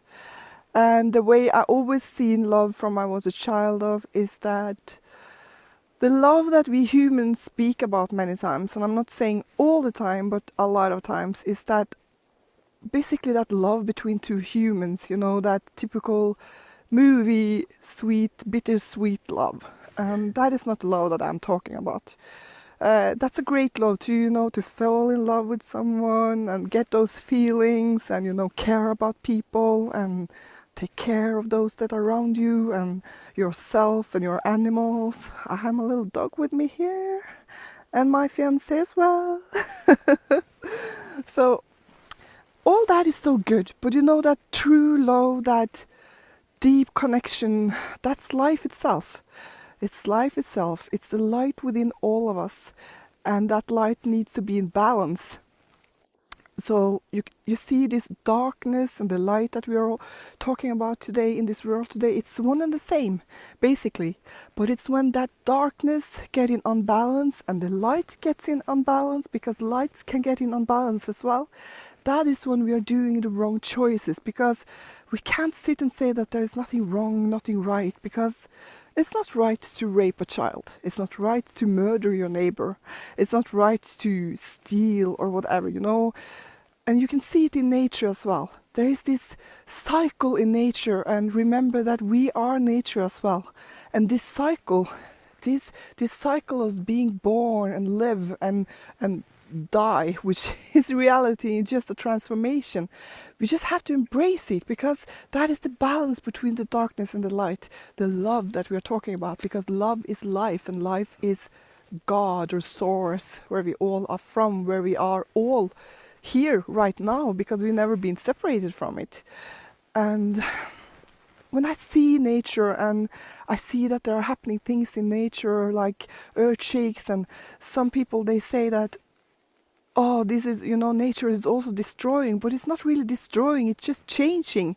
But if we human, we are interfering and we are creating something because we are interfering in this beautiful harmony, this balance of nature, then it's not balance, then it's not love, then it's not of pure light or pure darkness, then it's not in balance. And that is what we have to strive for always, to be in this balance. Just embrace everything within us. You can't be a light without the darks, and you can't be dark without the light. It's just how it is. But you can be in a huge unbalance within the dark, and you can be in a huge unbalance within the light. And I speak a lot about this more in depth, and you can come to my YouTube channel, White Avatar, and I will start teach more about these things. And everything I ever learned, I learned from myself and from my own experiences. As many already know, I'm not vaccinated. I've been kept away from books and radio and television and all of that stuff. So I don't read in books. I don't try to find out by that. I try to find out by living, by the true light and by the true darkness in all of us, which you are all part of. So come if you want to listen. I'm sharing it for free. My YouTube channel will open very soon, and hopefully I'll make beautiful, beautiful pictures and videos from the beautiful nature. This is quite close to civilization, where I am now, but my goal is to go far up there. Anyway, I love all of you. Take good care of yourself. I care about you. I care about all the aspects of you, the darkness and the light. I don't care. Just keep it in balance. Have a beautiful, beautiful year. This is going to be amazing. But we have to recognize the darkness as well. Don't be afraid of it. Love you. Wow. Beautiful. Oh, it's amazing. She was a great surprise to have here all the way. I never knew of her before. So, all right, maybe Rob, since you tuned in first, and then Darlene and Rebecca, anything you want to sum up the conference and your experience and what you got from this? Yeah, absolutely. First, I just wanted to thank all of you guys for putting this together. Sheila, amazing. Getting a chance to meet her through Miguel while doing the book was great. Me and Miguel have known each other for a while. Neil, I've known forever. He did some spoken word and raps on some of the events that I did before. Him and his wife and his friend Peter, all great people. I've got to meet you, Alan, too. It's great. All the speakers here today were great. All the speakers for the last 3 days have been amazing. So I'm just glad to be part of it. And thank you guys for being so welcoming and so loving and bringing this high vibrational information and this loving information and the light information to the public. I know that's what a lot of you guys who have been on this conference have been doing for 20, 30, 40 years. And my heart goes to you guys for doing that. And thank you guys all for that. So, the only thing I really can share is just my gratitude and appreciation for being here right now. My life has been a life of craziness, from ups and downs, from the time I was born till now. Even in the now moments, we all deal with our human stuff and our day-to-day discord that we can have sometimes. The truly greatest thing that I found is that the spiritual journey lies in your earth experience and connected. I liked a lot of what I heard about balance and a lot of what I heard about balancing the light and the dark. I think that that's a really brilliant and beautiful part of your experience, because a lot of people I've noticed in our community can be super grounded and not very etherical, or super etherical and not very grounded. But I find my own comfort zone, or at least my balance zone, right around the middle as best as I can. I know I can't do it all the time for sure. But that's where I find the best balance, being able to live my life on earth without everything driving me crazy, and also be able to do my spirituality without going too far out of my body and not being present here to do the stuff that I want to do on earth. my understanding has always been a lot of what Trev and Ardif have shared, because, you know, Trev's helped teach me a lot of things, and Ardif just reconfirms those things. If we're a soul doing a physical body journey, then that's what the journey is about, is being on earth, being here with all of you guys, and doing what you can to make the best out of it, and to make the best relationships, the best experiences, the brightest versions of all those things. So this is what I appreciate. I appreciate having the world look like it's going crazy around me, because I can look at that and find all the problems that I personally have been going through and find reflections in those. And those reflections teach me a lot about who I am, where I stand on a lot of things, even when I think I'm leaning one way in a certain mindset, and find out, you know, through something crazy that happens, that, wow, I really didn't feel or think that way at all during that time when I thought I might. It's a beautiful thing. As far as channeling goes, that's probably the thing that I feel that I contribute the most to the collective, as a part of my own role of sharing.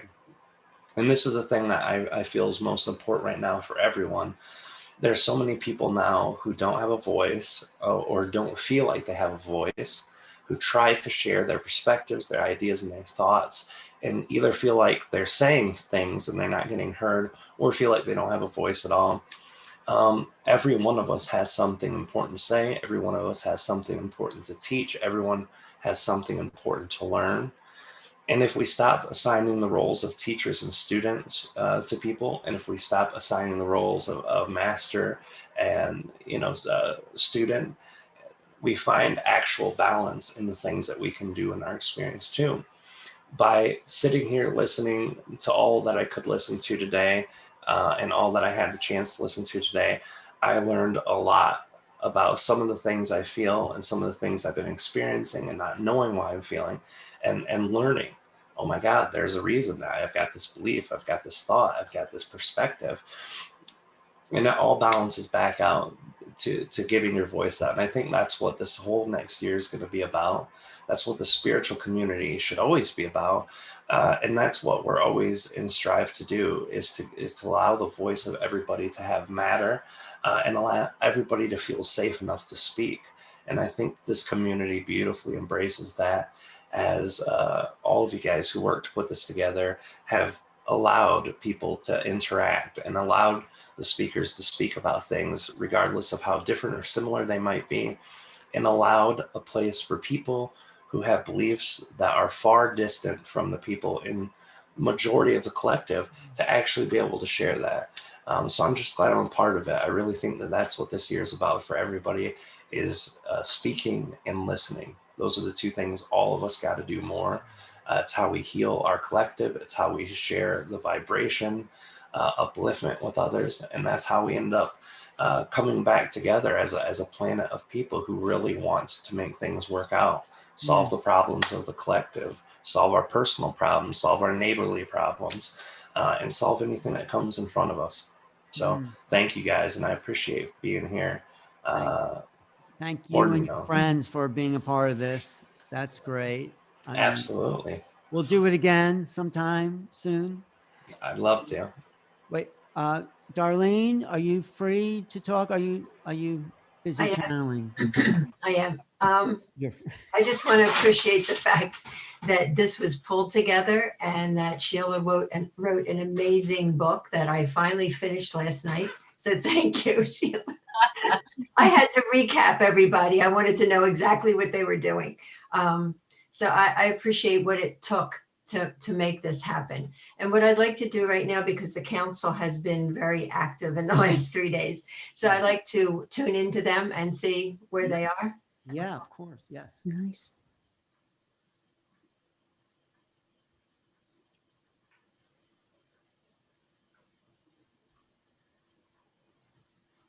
So as we come together in this large group of humanity, not only within this particular group that we are holding together in this conference, but also in the other groups that consist of many other humans on your planet, we have come to realize that you are wide open for an invitation for us We are you, you are us, and we need that invitation. We need that choice to come forward so that we can join you and embrace what humanity is now going through.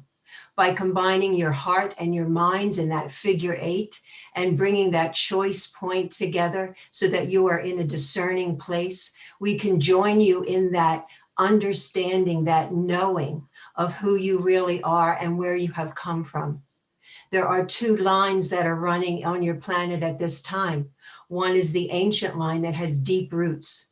That line we suggest and we honor the fact that it has existed for you, but we also honor the fact that that time period is crumbling.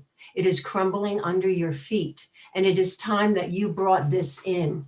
What you have brought in to this conference, this particular time, you've been waiting thousands of years, many of you, for what this means to humanity. What this means to have others listen to those that are already connected, that are already in a deeper understanding in their heart of who they are. That this opens for them. This gives them the opportunity for voice and choice. So we honor that as you move into the other timeline that has been created for you. This timeline, it contains masters and teachers, multidimensional beings. It contains the history. It contains the Akashic records that all hold you. They hold you in the deep heart of who you are and who we know you to be. We love you. We honor you. We know that you have the potential because we have seen your future. We bring this together in knowing, in the simple fact that you were created in love and we are love. Thank you. Beautiful. Thank you, Darlene. Yeah, Sheila hasn't seen me do that. Oh, that was awesome. That was great. How do people find you? I guess for everyone, Sheila, people can reference them where on the website or? You know, they can actually, if they go to Walk-ins, WALK, -INS.org, they can find all of the people in the book listed with their bios and their contact information at the bottom. And I think almost everybody here has sent a request to be on the Cosmic Souls on Earth. So I'm going to also send out Maya's teaching as an attachment, and I will list all of the speakers and give their contact information that way as well. Great. Okay. Nice. Rebecca hasn't said anything since she's been reappearing here. Rebecca, talk about the conference, talk about what your impressions of this conference was and the one that's coming up, you know? Okay. Alan, thank you so much for all of your support, and Neil, just amazing. Sheila called me on the phone and we were talking and she's like, oh, we were talking about the Institute for Exo Consciousness, IXO, and she goes, I keep getting this P, I keep getting this P, this letter P. And I said, oh, yeah, okay, good. And I had been simultaneously thinking about Neil and portals, and all of a sudden then she calls me back a day later, she goes, it's Portal to Ascension. And all of a sudden everything just came together. So Sheila, this is just, I'm just humbled by the meaning of the 3 days. I mean, that is such a spiritual high level number that you put together today. And thank you so much. I don't really share a lot about it, but my early life, I went to seminary and I'm actually ordained in the United Methodist Church. And I spent many years as a chaplain professionally. And I just kept trying so hard to fit in, but I kept thinking, where are the healers? There aren't, no one's standing up here in this church and saying they're a healer, and nobody's talking about channeling or prophesying or using their intuition, and nobody is talking about their soul, like their soul. And everything was just filtered through theology and philosophy and, you know, ancient texts and doctrine and disciplines. And so eventually I just kind of gave up on that paradigm and walked away. And all of that was in this conference today. And I love how this was such, on the outside world is kind of like, we spiritually talk about, I'm of the world, but I'm not of the world. I'm in the world, but I'm not of the world. And so much energetically is happening around us. And I keep coming back to that quote that I use, that we as a community are small islands of coherence in a sea of chaos. And we stay afloat and we navigate. And it really doesn't matter where the tsunami is. It doesn't matter where 1 or 2 or 5 of the sides are. We are absolutely moving forward.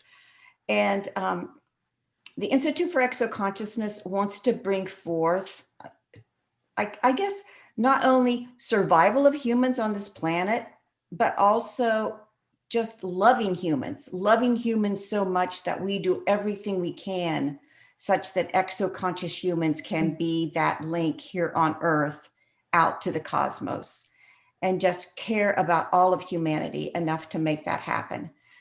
And that means living fully in the 3D. That means having that 3D be part of a body experience and loving it and honoring it and not wanting to ignore it or dissociate from it or deny it, but live in the fullness of all of that in order to be a fully cosmic being simultaneously. And we want to be there to support what we call exoconscious entrepreneurs, people who are bringing forth inventions and ideas and innovations into our culture today to build what we call an exoconscious civilization. So if you think of us, in a sense, think of us in the 3D. So anytime you hold a book, like I just happen to have Sheila's book here. Anytime you hold a book or you hold a scientific invention, or you hold an idea in your mental space, or you hold a textbook that's training you something new from exoconscious people, or you stand in a building and you feel the texture of the walls around you that was built with a cosmic mind, or you see Darlene's art painted with a cosmic mind, or you hear music composed by a cosmic mind. Just think of IXO, think of the Institute for Exoconsciousness, because we hold you as much as you are holding that piece of 3D reality. So thank you. Talk about the conference. Yes, we're going to be having a conference. I'm the worst with dates. I think it's, thank you so much. Neil saved me. Saturday, February 6th. Darlene's going to be part of it. Maya's going to be part of it. And Sheila's going to be part of it. So, and Alan's going to also, and Neil. So yeah, it should be an exciting day. I look forward to, it's going to be a training day. So what we're going to offer is exoconscious training.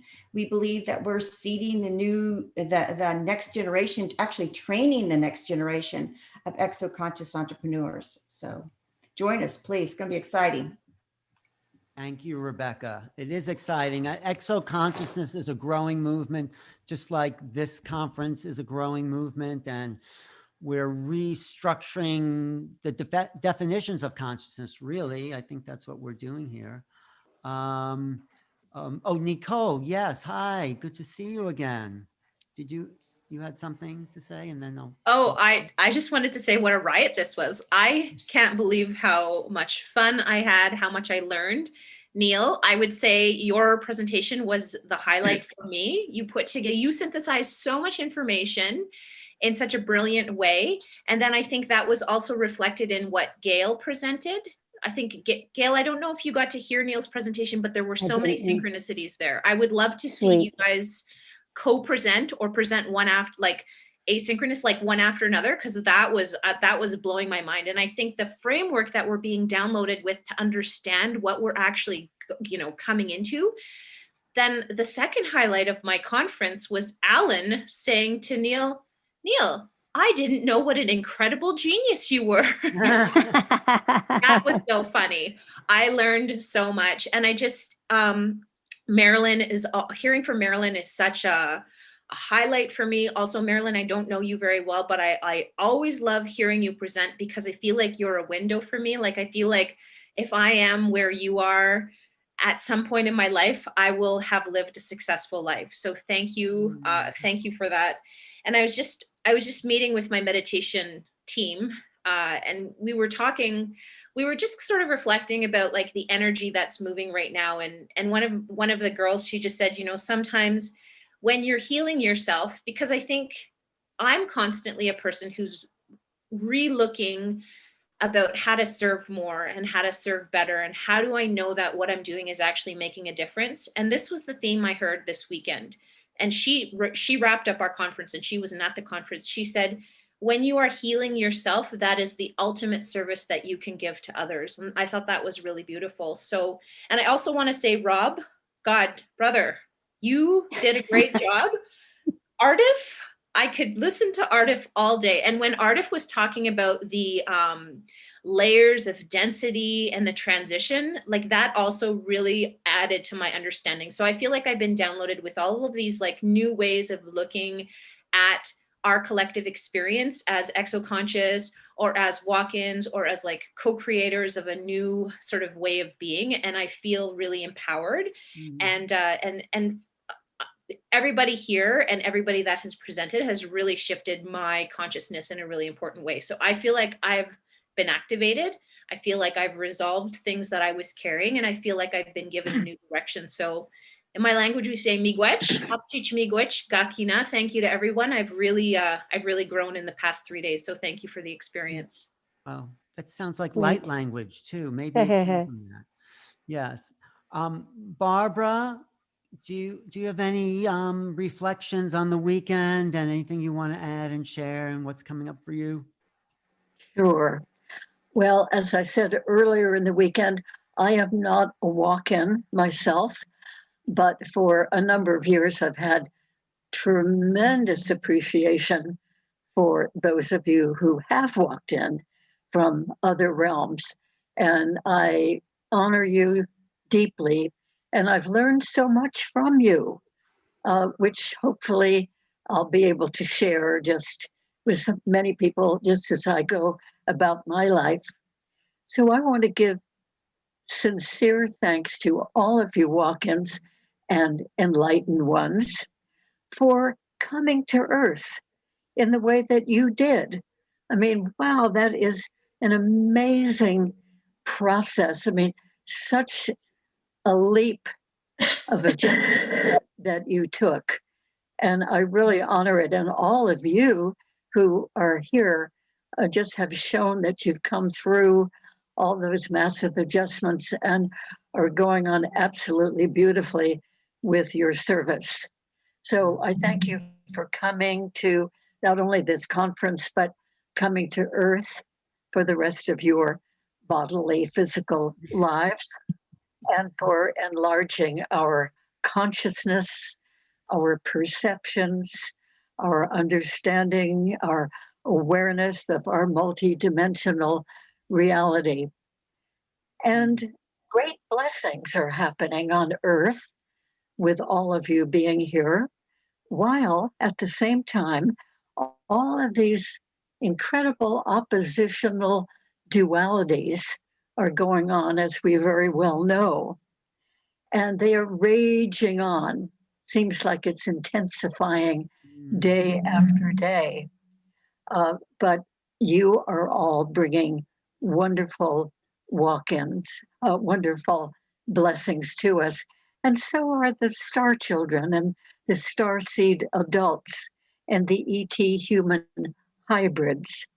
So each one of you are helping us in humanity to be more loving and to realize that indeed we are all one.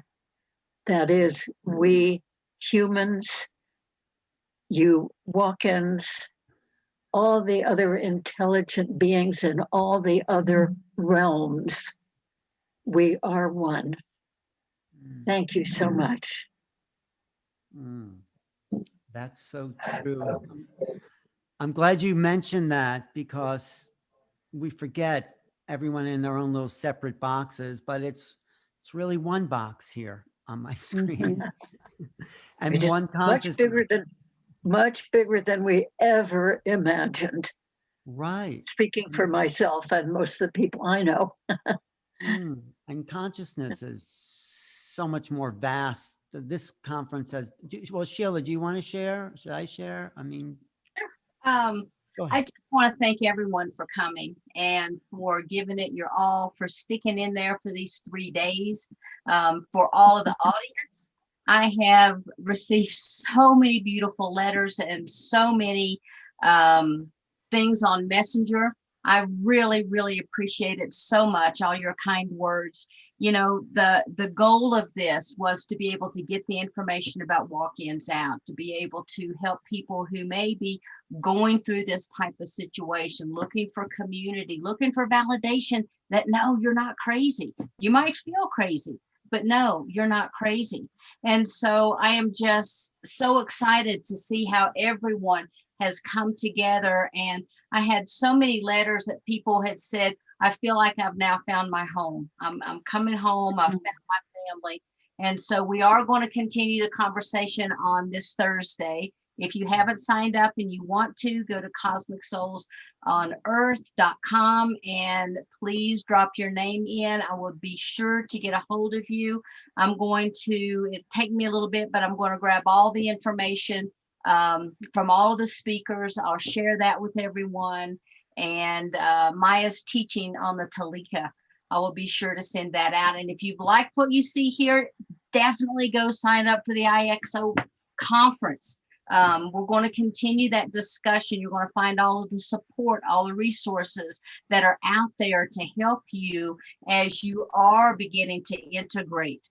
And so you've got a wonderful resource there.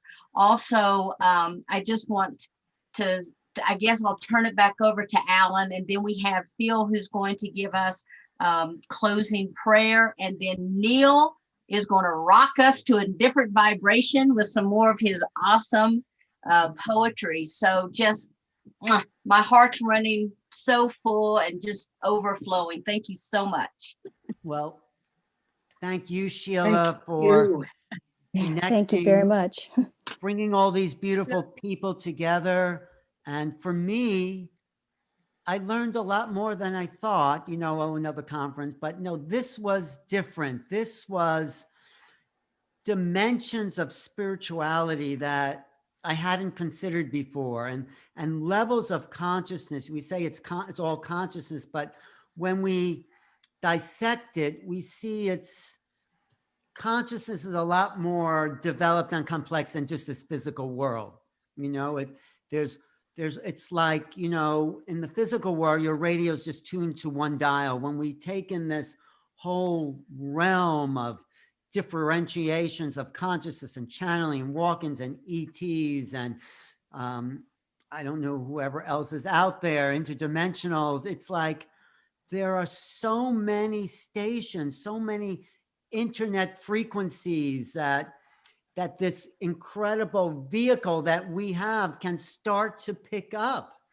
We are picking up all those signals. We just need, as Bashar says, permission slips to do that. And then you bring in past lives and experiences and your own soul's experience. I mean, thank you for allowing me to share that lifetime I had. It was the first time I've shared that publicly, and it was a release of something, of old tensions, it was like a healing on a soul level for me to have that happen here with people who understand. And it's also just great to see old friends and meet new friends. There's Gail from Egypt and Barbara from England and Phil from my living room couch, It's all great to see, and Neil, my good friend. So this was a expansion on a personal level, as a human, as a spiritual being, as a, I don't know, ET consciousness, and whatever else we want to call ourselves. one little commercial. Look for my book. I'm putting in the chat, Making Contact, coming out on Amazon. Look, and I especially had an argument with the publishers to put the asterisk in the middle of making and contact, because that was the symbolic point of contact. And we're all here to really make contact with the soul, with our vehicle. And that's what something came through in this conference that taught me another level of who I was, and meeting people on their soul level. Somehow each person who talked, their soul was more available, more, it wasn't just like, oh yeah, this is who I am and this is what I do. It's like there was permission to be and express something more. And that was what was so beautiful about this. And Sheila, you really had a beautiful vision, and we brought it through. Yes. Me and Neil and everyone here and everyone online and everyone watching. So I just feel happy. I feel more in touch with whatever love is. And let's do it again next week. No. No, we've got the IXO conference coming up. I know, but I think this should be an annual event. Annual event for sure. Definitely. And because we're just breaking ground to establish a new literacy, if you want, a literacy of the soul. And this is something that hasn't been done before, and everyone who's contributed here is part of this new realities, right. I'd like to say. So thank you again for allowing me to be part of it. Neil, we have a lot more work to do and a lot more conferences. And Sheila, thank you for bringing everything you do and everyone here. So I would like to give one final plug. Sure. I forgot. I know I've mentioned it once or twice, but all of the people that are here at the conference can be found in the walk-ins, the Cosmology of the Soul book, and we all share our stories. We have a little bit of information, I think, about everything that we have talked about this weekend. And some of the people that wrote to me said they've been using it as a reference guide and going to different people's. They've been kind of highlighting, because it's like, oh, this person experienced this and this person experienced that. And they put it all together and they say, that's my experience. And so it's been really exciting to see. So everyone here was in the book. They graciously gave up their time. And again, I thank you guys for doing that. I really appreciate it. And so, Neil, I think that's all. Let's see, we'll go to Phil next. And yes. Phil's going to offer a prayer. Phil Gruber, you have to unmute yourself, Phil. Yeah. Thank you. I'll tell you, walk-in Cosmology of the Soul, that should be next to in the drawer next to every bed in every motel and hotel around the world. Yeah. Get rid of Gideon's Bible. Well, God bless Gideon and his Bible, but I think walk-in Cosmology of the Soul belongs in every motel and hotel room. You're a sweetie. I want to give a really special shout out to Alan. I mean, those of us that have known Alan for all these years, he's facilitated so many of us finding our voice. Well, I hope this weekend really firmly established that Alan has a voice. He's got a major voice. Well, Phil, you helped me get that voice, actually. I told that story. Well, I said, how do you lecture? Phil says, you just open your mouth and start talking. I said, really? That's how you do it? And that's how I'm doing it. So I do on my futon back, but I will tell you, if you can make it up to 6 flights, if you can make it up to 6 flights to your apartment, you've earned the rest. Well, you took my futon, Phil. That was all right. Okay, never mind. I want to catch this all on the replay, because I'm here in Singapore and I was literally asleep for most of the conference. I mean, literally. Now you're awake. Is Grant still here? Isn't it wonderful watching Grant listen to light language? Yeah. It's like I remember like Christmas morning. It's like that look on his face. It's just so full of wonder and amazement. And have you ever noticed how much light language now, much of it is sounding the same, very familiar? Because the light languages that we're speaking now are closest to our mother tongues, you see. Pleiadian, Syrian, Arcturian light language. They're the closest to us genetically. That's a whole nother story. I want to But, just thank Jody Sirota for also kicking off the conference with her light language initiation. Beautiful. Jody Yes. is something else. And I hope that we can put this conference together. Sheila, did you talk about the WISH conference? It's our wish now to do a conference for walk-ins, indigos, star seeds, and hybrids. WISH. And I'll tell you, when that comes off, you better upgrade your Zoom plan. That's all I've got to say. You know? We get a little word from Jody before you do your prayer. Hi, Jody. Jody, say hello for a second. Jody is a walk-in. She's going to be at our next conference. Unmute yourself, Jody. That's why we can hear. Hi. You want to finish off where you began with a little light language closing, and then Phil, and then Neil, and if anything? Okay. First, I just want to thank everyone for even having me be part of it, but even just to be with all these people. I wrote on the thing that I feel like I kind of came back home. I found all these people that the whole conference was done so well and so flowingly. I've been to a lot of other ones where they were not as flowing as this. And it just felt really clean and pure. And I like that it was all about the heart, because my work, a lot of my work is about opening the gateways to the multidimensional heart. So I felt all that love from everyone and give it back to everyone. And all the walk-in information, that for me, I've also had my own experiences many years ago and a few times after that of other types of walk-ins. But Sheila helped me when speaking to her when I first met her recently to just really, there's a certain piece of this that I wasn't quite sure about, and it really helped me. So I just want to thank you for that. And I want to speak to you more if I can. And Alan, you and Phil have been connected for many, many years. So thank you for even having me be doing the prayer. That was really nice of you to have me be part of it. So Well, we go back since the 80s. yeah, well, I can say that. We're going to wrap it up now, yeah? No, we're going to continue another 3 Okay, days. good. My walk-in happened at 6 years old, and you can just imagine. I mean, look at this. Look at that face. Look at that Shana Punham. Look at those eyes, right?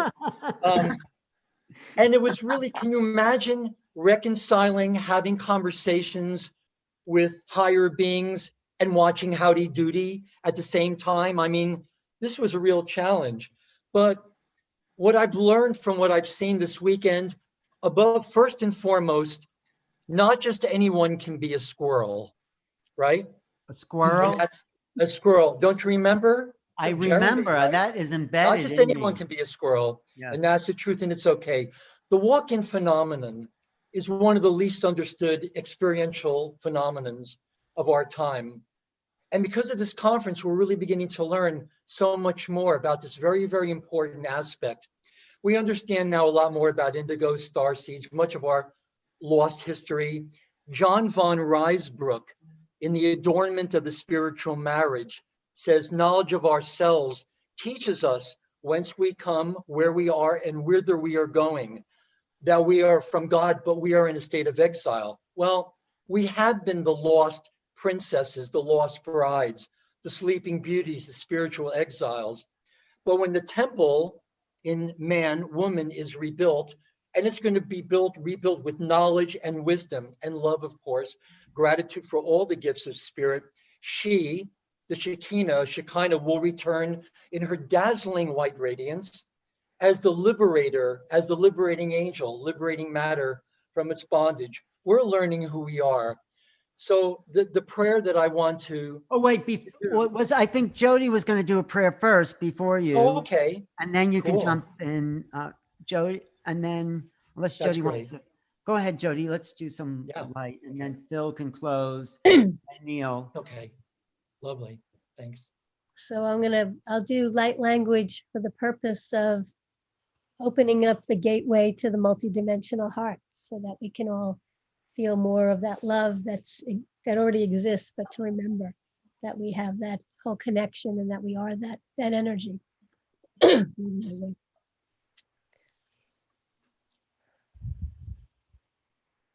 I'm going to sing it. Yes. Ulalekiku taluku. Amalariki shalaleki tanana maraku. Imbriki lakalaki lakalaki shalakalakumanehikar. Ombarere shikur balaki lalamalele kuru shaharar. Ommahaleki adaro. Ommarari shalaleki talomar. Ommalaleleki shahare.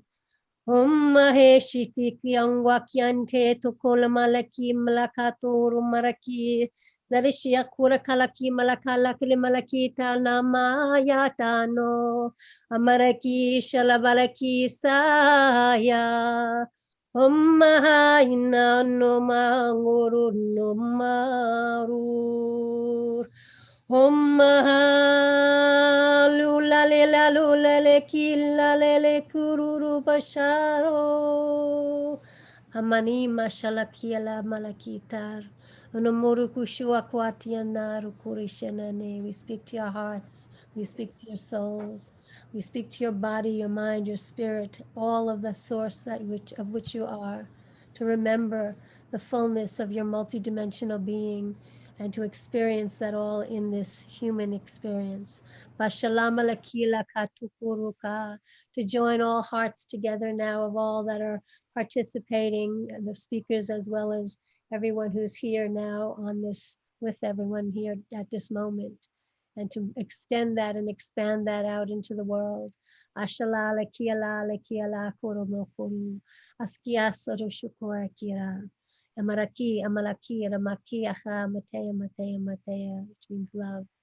Asabatia, Shakula, Karia, Marakia, Aman, Aniya, Sha, Aka, Aka, Aka.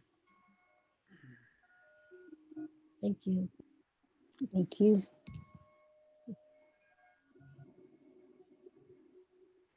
Phil, how do you follow that, Phil? Just hang on. Thank you. Thank you.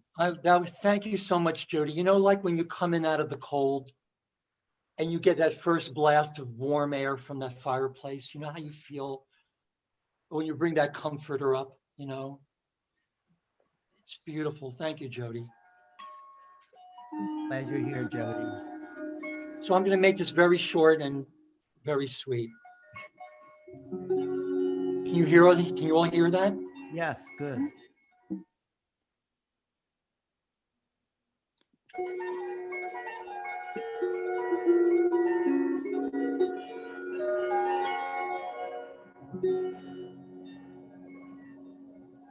There's so many wonderful groups now. I hear there's a group just for Arcturians who like to play volleyball. You know,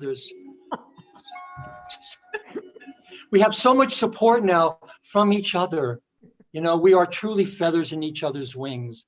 So what I want you to do now, we would like you to do, what we ask you to do, just close your eyes, breathe easily and gently and deeply and comfortably.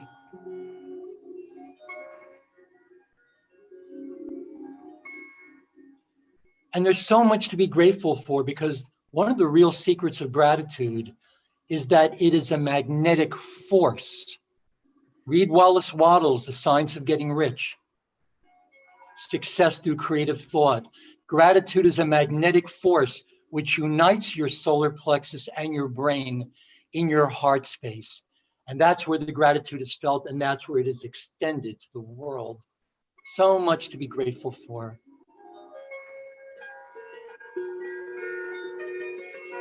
And simply ask yourself, ask your higher self, your soul identity. Ask the angels, how can I be of the most greatest service in this life to the world?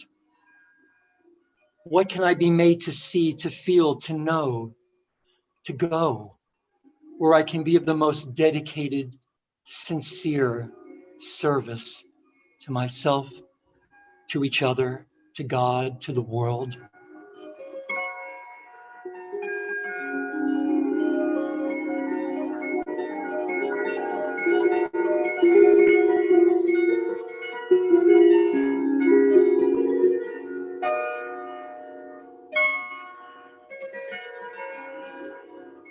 What can I do right here, right now, to be of the greatest service to the world? What can I be shown? Could I be led to? So I could be of pure, unadulterated, dedicated, and sincere service. Because that to me is the greatest definition of success. How can I find a way to serve more? And be grateful just for the opportunity to be here to serve at this most special time. And we will know the full revelation of ourselves in this lifetime. We just hold fast to that vision.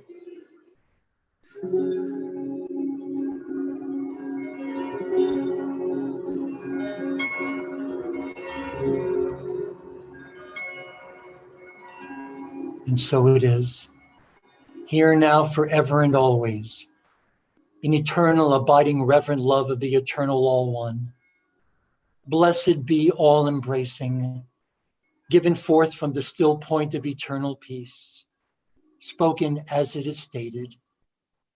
We are this expression now in our collective best divine intention. And so it is.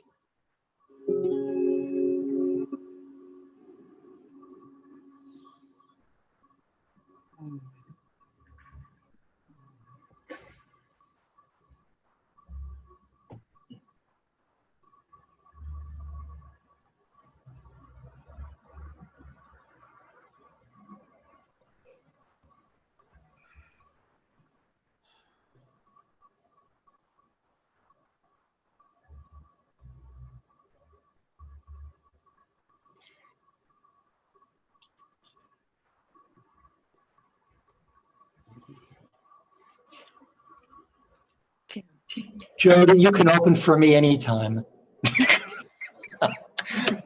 Thank you, everyone. Thank you so much. God bless you all. So I'm glad you are playing that thing still. The harp. What's your thing to do? Does who play harps? There was a joke about that. I'll tell you, angels do play this harp. That's right. That's Angels right. play harp. All right, that brings us back down to the originator, the builder of the portal, the person, the guy, the man who made it all happen and possible. Sheila, did you have anything to say before we close? Yeah, again, my heart's just overflowing. Thank you so much. Yes, we will make this an annual event. We'll have tons and tons of good content. Phil and I are talking about doing a wish conference too. So the beauty's just going to continue. So thank you guys so much. And thank you, everyone. Women as well too, guys, girls, women, men. Thank you. Yeah, everyone who's been here for 1, 2, or 3 days, everyone on the chat, everyone who's not even on the chat, just listening, taking it all in. Everyone's energy just impacts all of us. And it's been really exciting to be so connected to a global community. And so we're taking this beyond the globe to other globes, a cosmic community. And Neil, that's what happens when you build a portal to ascension. So there you go. Exactly. Thank you. Thank you. Thank So you. what was your impression overall, or what do you have to say, Neil, about what you experienced this weekend? It was definitely up leveling in vibration. I felt like, and I don't say this lightly. I'm not, some people are really open in saying like they feel these activations all the time. I don't really do that. And I do these events all the time, like two times a week right now for the last few years. And they're just getting bigger and bigger. So for an event to really have that impact on me is pretty rare because I'm doing so much. I don't really have time to pay attention and be a part of everything that I create. Sometimes I'm doing other things, but I was here the whole entire time, listening, feeling. If I wasn't listening, I was feeling it. I was writing more music while I was listening to other people's downloads. It was inspiring creativity for me. And just the vibration, the interaction in the chat room, there was something unique about this event, very unique. And I think it was the fact that this is a call out. And I jokingly said yesterday morning when we were chatting before we started that, this is the second call for the walk-ins. The first one was the cosmic call, and now this is the second call. This is like the earth call, like, okay, like mission activated, right? So I feel very honored to be able to provide this platform. And I told you guys briefly about, my friend that was a walk-in that committed suicide, right? We had the interview on it. And when I was thinking about this, just like from the last hour, I was thinking about the event, and I was like, well, actually, because of my connection to him and what happened to him, that was actually in the back of my head when I was talking to Sheila. And part of why I said yes immediately was because of him. And so I realized that if it wasn't for for anybody, most of you don't know, my friend was walking. He came in, he was over 350 pounds. Within months, he lost all of the weight. He became a UFC fighter. He didn't tell anybody about it. And he kept calling me every year, almost telling me he wanted to kill himself. And I just was his only lifeline, really. He really didn't know any conscious people in the community. The year before he committed suicide, he attended Conscious Life Expo, first time he really had those connections. And then he did it. Like, he'd been telling me for 5 years he was going to do it because how disconnected he felt. He would walk down streets and light bulbs would explode, right? Like, it was just like he didn't know what to do. And that led him to, like, he didn't have the support, right? He didn't have what Sheila is creating right now. He didn't have a conference like this. If something like this was happening back then, this was like, I don't even remember, 4 or 5 years ago, 6, 7, 8 years ago. I don't even know. Time is like too fluid for me right now. But so just having that idea and that notion really inspired me to say yes to this, and then have it as a continued thing where we can have that outlet and that support. And what I've been saying for quite a long time to a lot of people in the world that are like attending events like this is that, being in the US, we are blessed, like, to have a lot of these events, but being in California, we're saturated with conferences and consciousness and all this stuff. There's so much going on. There's people all over the world. And the thing with Portal to Ascension is we do have a global audience. I remember 6 years ago, someone in Kazakhstan emailed me saying thank you, that they, they watch our videos. At that time, 6 years ago, we produced everything for Stephen Greer, and he was way into Stephen Greer. So would be watching it from Kazakhstan. I had a family in India 6, 7 years ago message me. The internet would only be on 2 days a week, and the whole family in India, in this village, would get together to watch our webinars, right?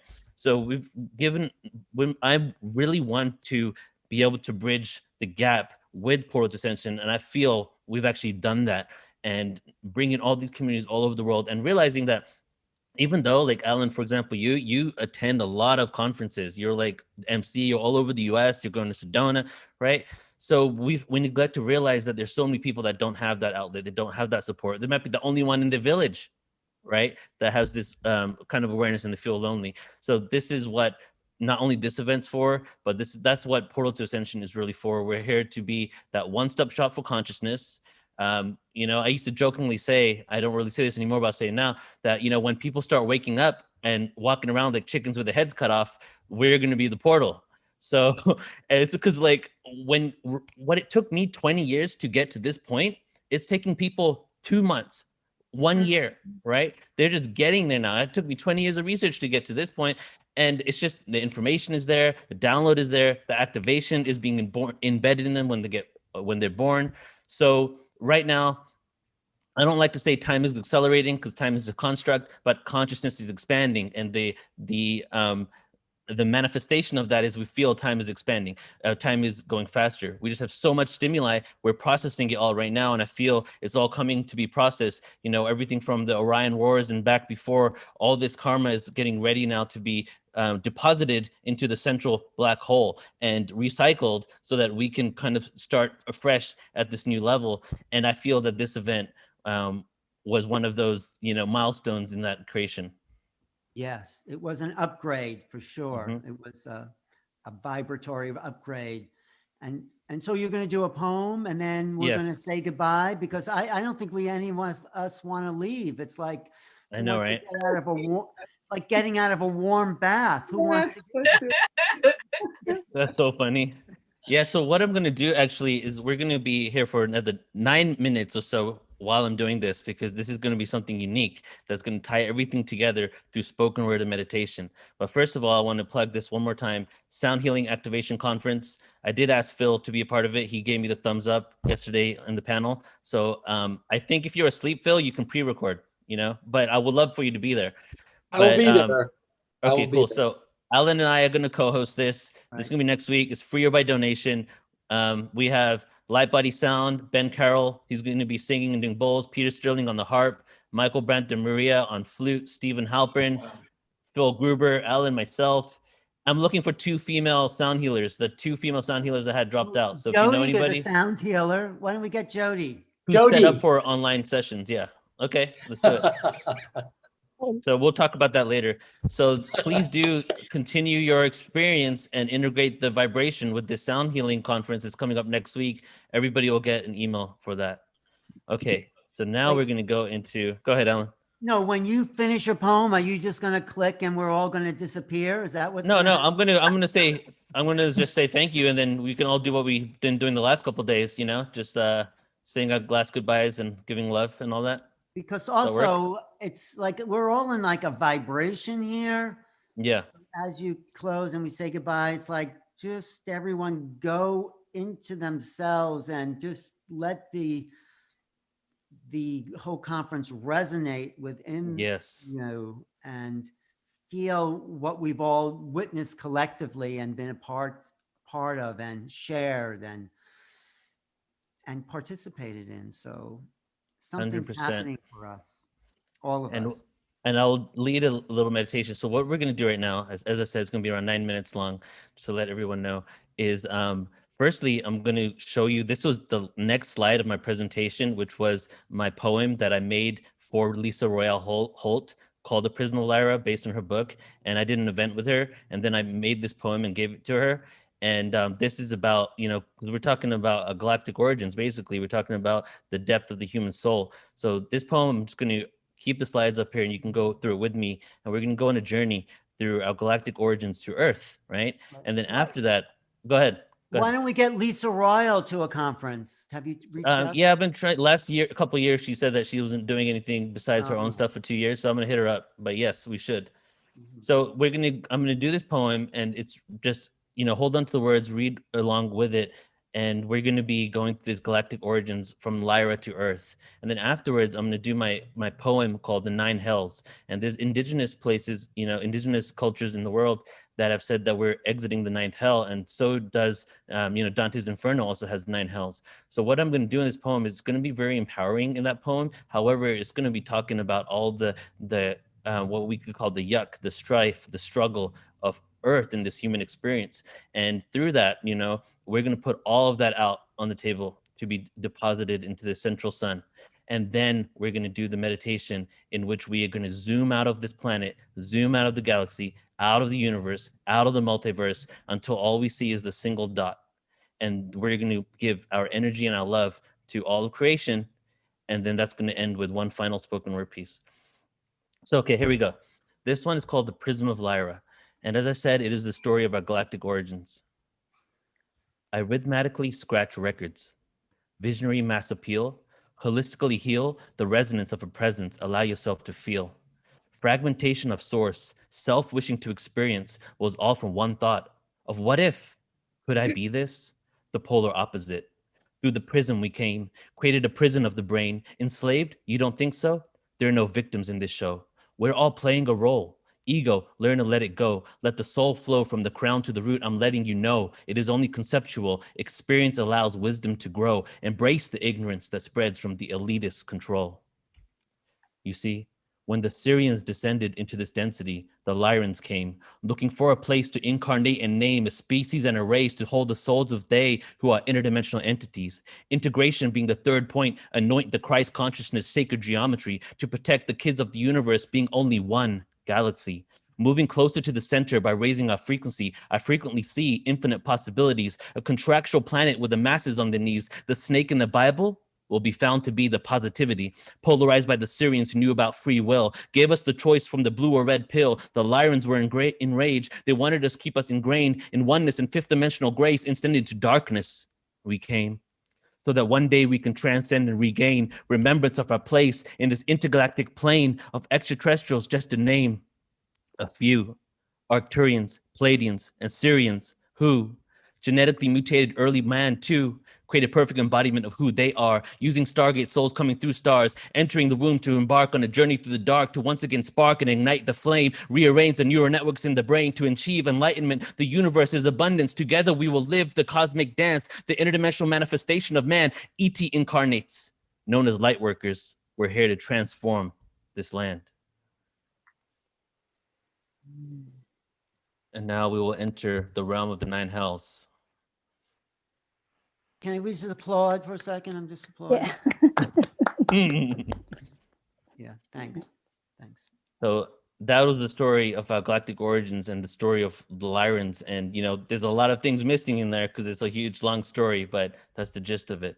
So here we go with the nine hells. And this is going to go right into the meditation. So you can close your eyes now, or right when I'm done with this. We're going to breathe together, and then we're going to go into the meditation. Enter the maze, the abyss, where misery sits, the inferno that is too hot to sit, yet alone take a stand. This is the land that you will forever be in. Doesn't really exist in the realm of men and women. Souls come down to explore this world. You are renowned in the depths of this place, where God sent humans to waste their life, disgrace their time on this 3D line. Down we fall to the underworld. But my question is, can we fall anymore? We were angels who dropped, tripped, and fell onto earth. We are volunteers, not celestial beings who were cursed. What is the worst thing that can happen with so much chaos and lyricists rapping, expressing themselves through flows? Until you enter the first hell, entitled Limbo, where the unbaptized and pagans go. I guess I will enter this realm because I know there was once more. Until we decided to worship the sun, many gods with a lowercase g. Their words were empty, but providing technology that has been lost to time until Revelations transforms this timeline. Enter the realm of lust, stuck, no balance. Patriarchy has come and done its damage, over-sexualizing, controlling minds, but I managed to break free. Every now and then until it catch up with me, the signs, the entertainment, the media, we can't trust. This fiending, can we adjust from a millennia of rust, wipe off the dust as we raise our cups to the highest of levels? We have various forms of devils, personified energy combined with heavy metals will shift your brain as we enter into the next two planes of existence. Gluttony and greed are hells that are persistent. I will remove the items from my wish list. To this personal hell I am resistant. Many are coexisting with demons that are misfits as we shift our intentions and belief systems around what is our mission on this third planet. We are stranded. One day this illusion will straight up vanish. The greed is the fourth cycle in this inferno, where humans fight for money and valuables. The I am presence knows the grand design is intellectual, but anger can consume you. It will make you enter the tomb. Your tombstone will join the other souls that could move on or pass grudges that last multiple lifetimes, running too fast, foot on the gas, exploding and erupting, spreading lava all over the place. Move up to the circle of heresy, where heretics spend eternity, dubbed to be blasphemy, ashes and scorching fire, those who have been wired not to believe what is commonly accepted, and retire organized religion. With an alternative vision of a personal hell that would diminish this life is straight up finished, made in his image, but dismissed by God into the seventh and eighth, encompassed with violence and fraud. If you feel these flows, give your head a nod.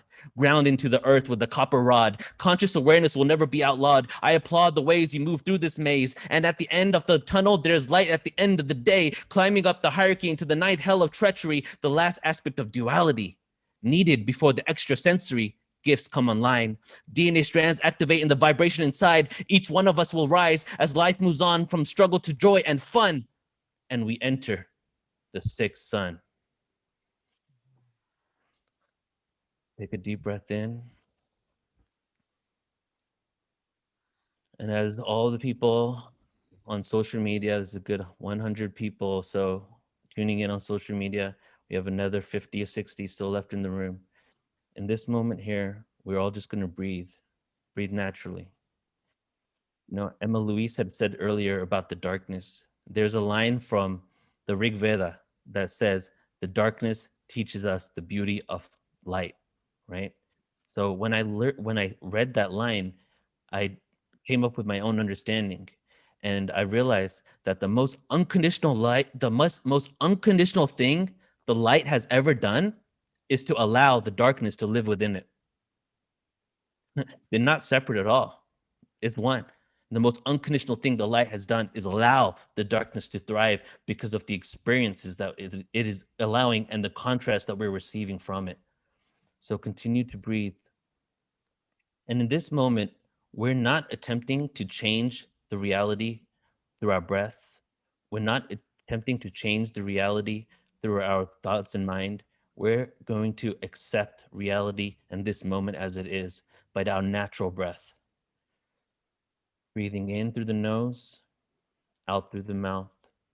And I want you to feel the sensation of the air leaving your nostrils, hitting the upper lip, tuning in to the senses that makes us human.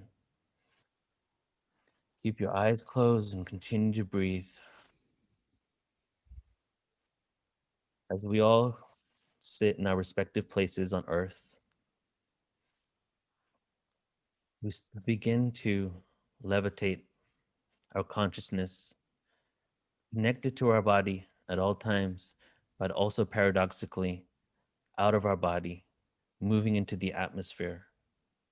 As we move out into the atmosphere, we begin to see the entire planet, a beautiful earth,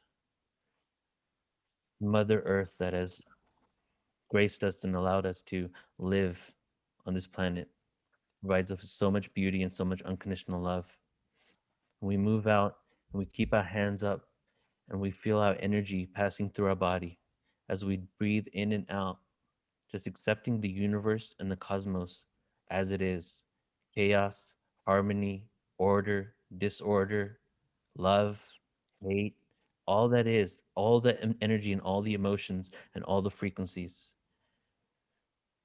With gratitude, we send that love down to earth as we continue to move out into the solar system, past the asteroid belt, past the remnants of Maldek, past Mars. We'll probably see a pyramid on the way. Past Saturn, past Jupiter, out all the way to the depths of the galaxy. We have great vision. We're all the way at Pluto now. And we can see our entire cosmos going all the way to the sun, our entire solar system.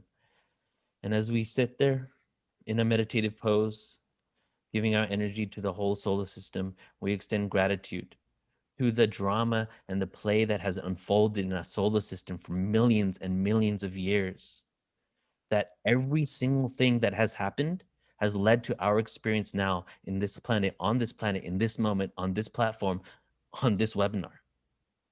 Even the fact that Jupiter is where it is. If it wasn't there, Earth wouldn't be here. If Saturn wasn't there, Earth wouldn't be here. Did you know they actually absorb asteroids that would otherwise hit Earth?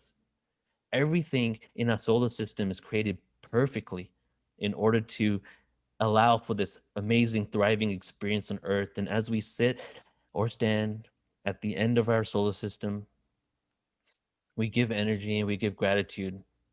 No matter what experiences, no matter what struggle, no matter what strife we've experienced on Earth, just the reality and the fact that we were able to experience it, we have gratitude for that. We have reverence for everything that has happened before us, for the ancestors that have brought us here, from the stories that were told.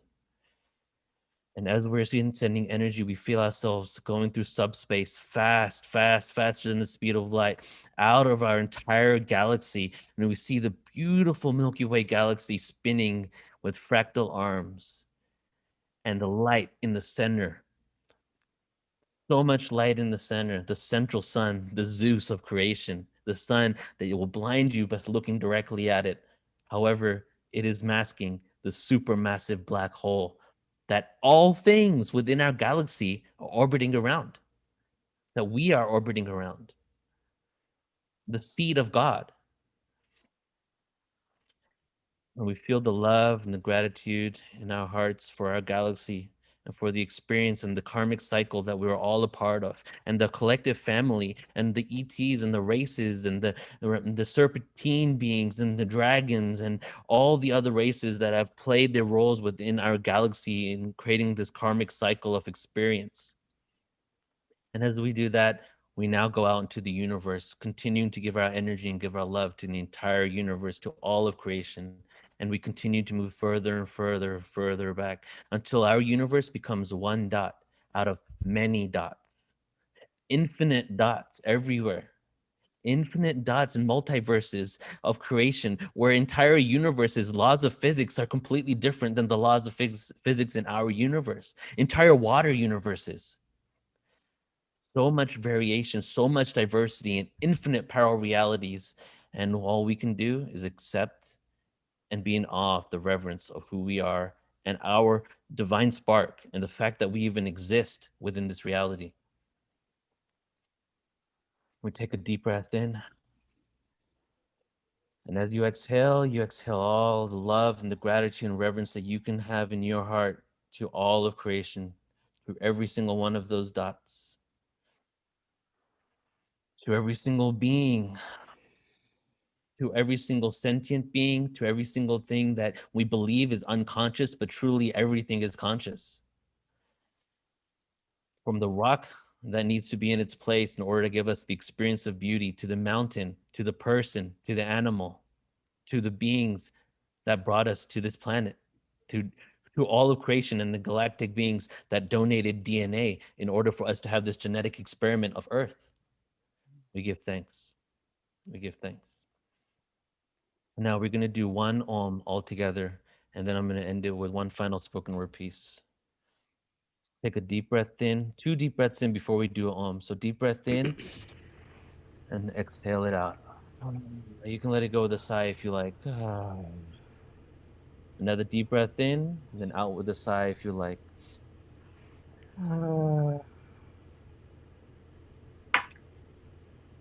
Now on this next inhale, we're going to go with the collective Om. Inhale.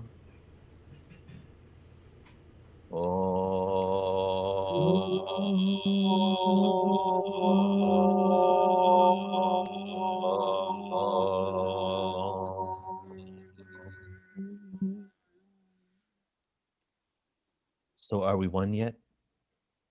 Going back to source. No remorse when we reinforce the course that we all endorse. Unconditional love. It's the highest vibration, a gift from above. Desolation of separation, we must be the ones to say this is enough. You see the third dimension? It was meant to be tough. There is no captivity, so unlock the cuffs, move away from hate and begin to trust. No more anger or lust. A thought shifts the earth's crust into a straight axis, just like in Atlantis.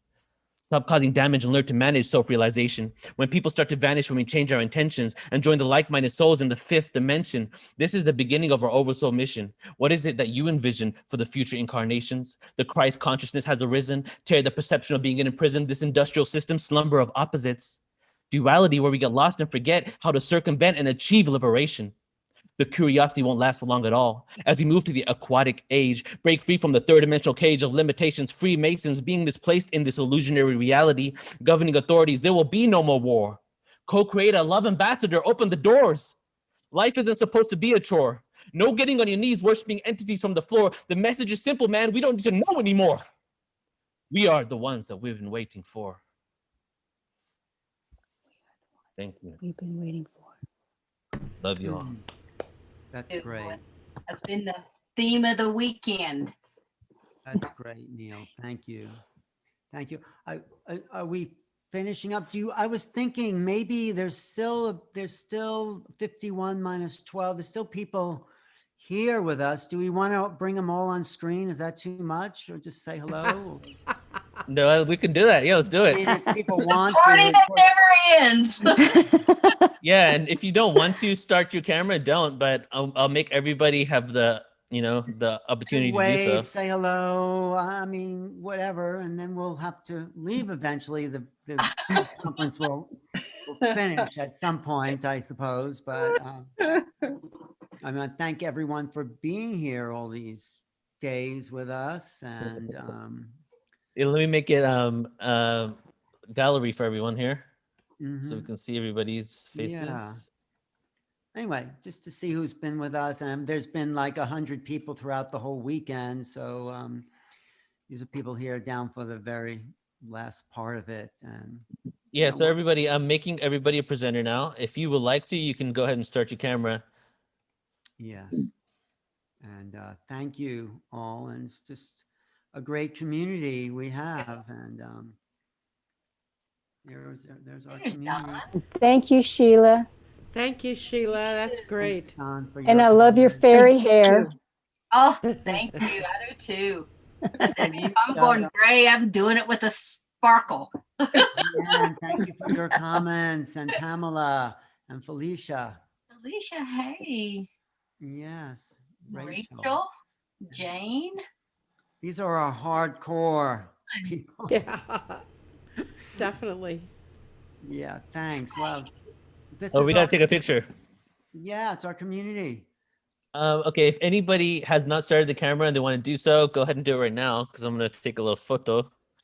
And maybe we can allow a couple people to give their feedback since Yeah. we have nowhere else to go.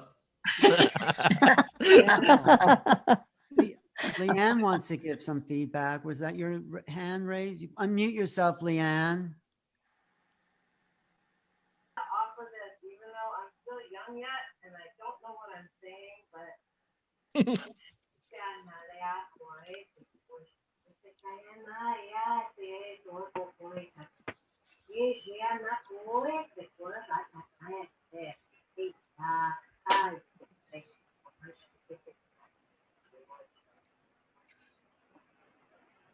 Ah, beautiful. Nice.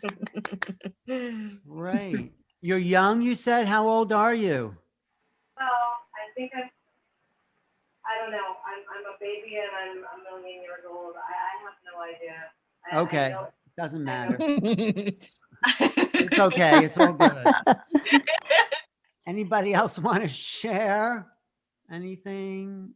Felicia, Rachel, Don had a lot to say in the chat. Pamela, you were very active, and It's so nice to see everybody's face. yes, This is yes. cool. Mhm. Nice to meet you all. Yeah, thanks. We have more where this came from, so great, thanks. So how do we Nice end to this meet all, you. Neil? It's just the beginning, brother. All With right, love. beginning. The party continues on Thursday. To be continued. To be continued. That's how we end it. Come to the after party in the dream world. We'll have a great meeting there. So There you go. thanks. Wow, great to see all these. Well, everyone seems like activated. Just looking at everyone's faces, there's just like a glow there. It's kind of like this love bomb going across the world, you know, touching, hugging everybody. It's awesome. Yeah. The next best thing to being there. Yes, it's great. We are. This is our. Everybody's one panel. speechless. Speech. Everybody's speechless. Hello, everybody. Hi. Hey, Joe. Oh, Joe. Joe, thanks for being here. Well, there's nowhere to go anyway, so we might as well just hang out, right? Well, I love you all, but I'm going to have to sign off. Thanks, Marilyn. Namaste, y'all. Can everybody say Marilyn? say goodbye in light language, everybody? That was fantastic. Yeah. Vibration with you. Thank you all. Love, love, love. Thank you. Take care. God bless. Thank you, Joe. Take care, brother. We'll talk to you later, Neil. Love Neil, you. I gotta, Thank you, Neil. Neil, I Thank need you, you to Neil. do a rap for me. You're amazing. Let's do it. Let's do it. For sure. We'll talk to you later. Hit me up. Take Yeah, care. for sure. Neil, Bye. if you God bless you guys. You're amazing. Neil, it would be wonderful to be able to share that poem that you just gave, like as a video on Facebook. I would love to share that with some Yeah. people. So if you my ever YouTube, film that. my YouTube channel has me at a bunch of different ancient sites and pyramids performing this. So Great. you can check it out there. MC_resonance on YouTube. But I also have a spoken word album will be released in a couple of weeks, and then a hip hop album. So I'll let everybody know about it. Wonderful. I'll be promoting that. Great. Yeah. Great. Well, this has been more than a lot of fun. It's been. I'm so happy that it was the beginning of the year too. It just feels like it feels Perfect really time. like exactly what needed to happen at the beginning. You know. Yeah, It new was a energy. very it was a very Yeah. hard energy this week, and it was really wonderful to, I mean, this week more than any other time I've not had any residents as things have gotten so chaotic in our country, and to have this beautiful space this weekend was truly divinely orchestrated, so thank you all. Yeah, it's always a balance, Thank right? you. We're here to balance that other energy that's out there. I just want to say hello to Ariel. Ariel and I met 20 years ago on an Ashta Command. Hello, are there walk-ins out there? I was when I had first internet. And there you are, sweetheart. Lots of love. This is so awesome. Lots of Aloha. love to you. Oh my goodness. Small world. The universe brings us all together just in time. I love it. Me too. Thank you. Can't wait for you guys to rock on that next music, man. That'll be fantastic. And feel On the which, spring which one, Joe? on the 16th. That's when you guys are going to be performing. Yeah, there's gonna be 5 different sound healers, and then I'm gonna get like at least 4 different spoken word artists. So it's just gonna be sound healer poetry, sound healers poetry for a good 5 hours, and then we're doing a 2-hour present. I'm gonna do a 2-hour presentation on ancient civilizations and how they use sound. Wow, So it's gonna be fantastic. fun. Yeah, yeah. You guys are all amazing, man. I'm glad these 3 days were here for us. This is fantastic. Thank you so Were much. you here all 3 days, Joe? Were you here for the? I in between whenever I could, but I'm glad I can go back and review all this. This is Right. going to be amazing. Thank you so much. But some people were here for all 3 days, right? I was. All right. Who's? Oh, great. Jennifer. I was. Oh, wow. Wasn't it like I building was. frequency? Was. It's like. Well, that's why I can't show myself on camera, because I have barely showered. I've barely eaten. Right, we can't smell. We can't smell you. I crawled up from under a rock. It was full on for sure. Oh. I'm eating dinner right now, so No, it's been wonderful. 9 hours today. It's going to be lonely. Well, you're always with your soul anyway, right? That's right. And my cat. And your cat. Or your There you dog. Yeah, she jumped up on me during Neil's meditation, and she was kneading biscuits on me, which is probably what kept me in my body, because I was way out there. But she always jumps on when something's going on. She'll come in, and that's how she kind of keeps me grounded in my body. But I just realized we're still on YouTube, so we got a lot of people tuning in We have a too. lot of people. But I'm really glad I didn't turn my camera on. Right. Yeah. But as we- cosmic party. Leanne, who is your little partner there? Or you have 2 of them? Oh, Do they Leanne, have- I have 3 of them. Are they African Greys? Do they speak? Do they do light language? Yeah. Yeah, this one, licorice, if you ask Wow. her Oh, what nice. a kitty says and offer her a treat, she'll meow. And you ask her what a crow says, she'll go, oh, oh. Really? Can you ask her? Wait, unmute yourself. Oh, you're muted. Here, let Leanne. me get a treat. Whoa, okay. Diva's fully flighted. Let me put Licky down and get a treat. And then, Which yeah, part we of can the do world are you in, Leanne? it. I am in New York City. Oh, I'm in New York City. Wait, you're here now? I'm not right this second, but I'm usually there. Yeah. Really? I'm out in Long Island, but yeah, I'm in New York. All right. Yeah. I'm on the Upper West Side. I'm on the lower. I East. am too. Who's that? Who? Oh, Felicia. Yeah, and Yeah. Jody. All right. Well, I mean, clearly it's safe Gotta space. go. I'm on Bye, 93rd Looney. and Broadway, like Love right you. above. Looney. Love you. Thank you so much. Starbucks. Bye-bye. Too. Love you. Bye-bye. Thank Ellen, you. I'm gonna have a call with Leanne in a few days. You should jump on it. She has a lot to offer. We're gonna have some Nope. conversations and hopefully collaborate. I don't know if Darlene is still here, but I think I freaked her out and Miguel because she gave me a We talked on the phone and I had way too much energy. Like I didn't even let her talk. Every time she said, well, and then you're this, and I was just like, I'm crazy. Miguel's just like, the woman who has a psychic African gray, they put her in one room. oh, No, right. really. See, and I just They completely put derailed the myself. woman in one room and the African gray in the other, and they showed these pictures to the woman. The African gray would say what the woman, her owner, was looking at. That was Was that done by Rupert Sheldrake. Oh, wow. Interesting. Wow. Yeah. All right, we're getting treats. By the way, Rupert Sheldrake is looking for people. Rebecca, are you still here? Rebecca Hardcastle? I think she left. She was. Well, we can. What did she look? What is he looking for?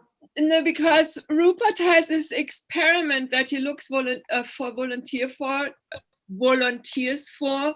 For And Rebecca just sent me the email yesterday, and we need to kind of do the telephone thing with 3 people, and nobody knows who's calling. We are kind of intuiting who is calling. Right. And he will do this kind of science experiment via the telephone. So Rebecca Hardcastle would be the person. Oh, I would like to do that. I would too. I always So know why when don't my you mother's guys calling. email me and I forward it to you, because I have Rebecca's email. She just sent it to me. I haven't send you really my read it. email, or anyone who wants my email, I'll send it. Put that Yeah, right. so just send it to me, Hildegard at Hildegard. I'll put it in the chat. Oh, I put in chat, even better. Or anyone else who wants. I think Rupert Sheldrake's one of our geniuses, creating a new science. So, were you going to talk? Your parrot going to talk, Leanne? Don't forget the parrot. Right. She might. Let's see. All right. Licky, what does a crow say? What does a crow say? What does a crow say? Come on. No, that's you. She'll start answering that one. Well, all right, hold on. Licky, what's that? No, she doesn't like the phone. What does a crow say? What does a crow say? What does a crow say? Good girl. Oh. All right. What does a kitty say? What does a kitty? Good girl. Oh, wow. Oh my God. To teach them light language, we'll get some really great stuff. That would be heaven. Well, this Well, is fun. Frankly, Thanks, for me, that's how Yvonne. it Thank you. started. That's like, I've been sitting here talking to these birds going, oh, I know, right? And they respond. I don't know what I'm doing. I'm just making noises. And then I did that for Reuben Langdon, and he's like, that's light language. I thought, wait, what? What's that? Well, I think we should just all take this frequency and the parrots and just feel it and take it to our beds with us. Yeah, that's all of that. Beautiful. Well, thanks again, Neil, for throwing this party. You're always good at throwing parties. Yes. Thank you, Neil. Thank you, Let me Sheila. just Thank you, say- Alan. Thank you all. Sheila, we're gonna do Thank it you, again. everybody. Thank you, everyone. Signing off. Gail, great to Bye, see you. everyone. Gail. Bye. Good night. Bye. Talk later. Bye. Bye. Bye. Wow, that's love to you all. Someone's behave gonna have to hang up yourself. first. It's all Neil's gonna have to do it. I can't do Yeah, it. Neil, you're gonna All have to right. do it for I us. can't. I can't do it. The host has to stay last, No. right? The host Disconnect us. with It's- great Watch, you can't say- responsibility, Yep. or with great power comes great responsibility. Yep. All right. It If was a you good still time. need a poet, let me know. I have some poets in the closet that want to come out. Oh yeah. Yeah. Let's talk, because I'm doing conscious open mic on Sunday, and every month I'm going to do a consciousness open mic. So if you have some poets, and if you want to come on too, because you have poetry just perfect alignment with the actual open mic. So Well, I'll yeah, email this you is- and we can. This is my I have- survival the last 28 years writing poetry, Yeah, exactly. Neil, I have to Beautiful. say, I've never seen anybody so prolific in everything. Thank How you. do you do so much? It's amazing. It's really inspiring, though. That is It's- just it's who just- he is, right? It's just so fun for me. Like I honestly, I can do whatever I want in my life right now, and and I create these events, and it gives me so much freedom to live my life and do everything I love, going to sacred sites, filming documentaries. So it just inspires me to do it. Like just in this event alone, just today, I produced 2 full events, and they're on the website. So and we've created a turnkey. It used to take me 3 days to produce an event. Now it takes me 2 hours. So great. When I yeah, look yeah. at you, I just see like your inner child. It's so great. It just I do that with everybody, but I just see that inner child is beautiful. It's really Thank great. you. Thank you. Neil, do you also play an instrument or any instrument? Mm-mm. I tried to play guitar in the beginning of COVID. I took some lessons, but then I stopped. But no, I don't play. My wife and I are sound healers. We play like Tibetan bowls, didgeridoos, that kind of stuff. But I'm not trained in any other like guitar or drums or anything like that. It's just intuitively sound bowls, tuning forks. You might be amazed if you pick up an instrument, how it comes. Mm-hmm. You wouldn't be the first one who picks up a guitar and doodles and then watch what happens. Yeah, I need to doodle. And definitely get Jody on your sound panel if you want. Yeah, Jody, are you set up to do online sound healing? Like, Yeah, does your sound come out good? Sound healer. I do all sorts of sounds and also and languages and mix it with channeled information. Okay. Oh, nice. Okay, cool. I'll connect with you tomorrow, the next day. I'll get your email. When is Reach the out. conference? It's on Saturday. Oh, good, because I'm going to be out of town until Friday. Okay, that's great. Yeah. In 30 minutes and pretty much anytime during the day, we can talk about that.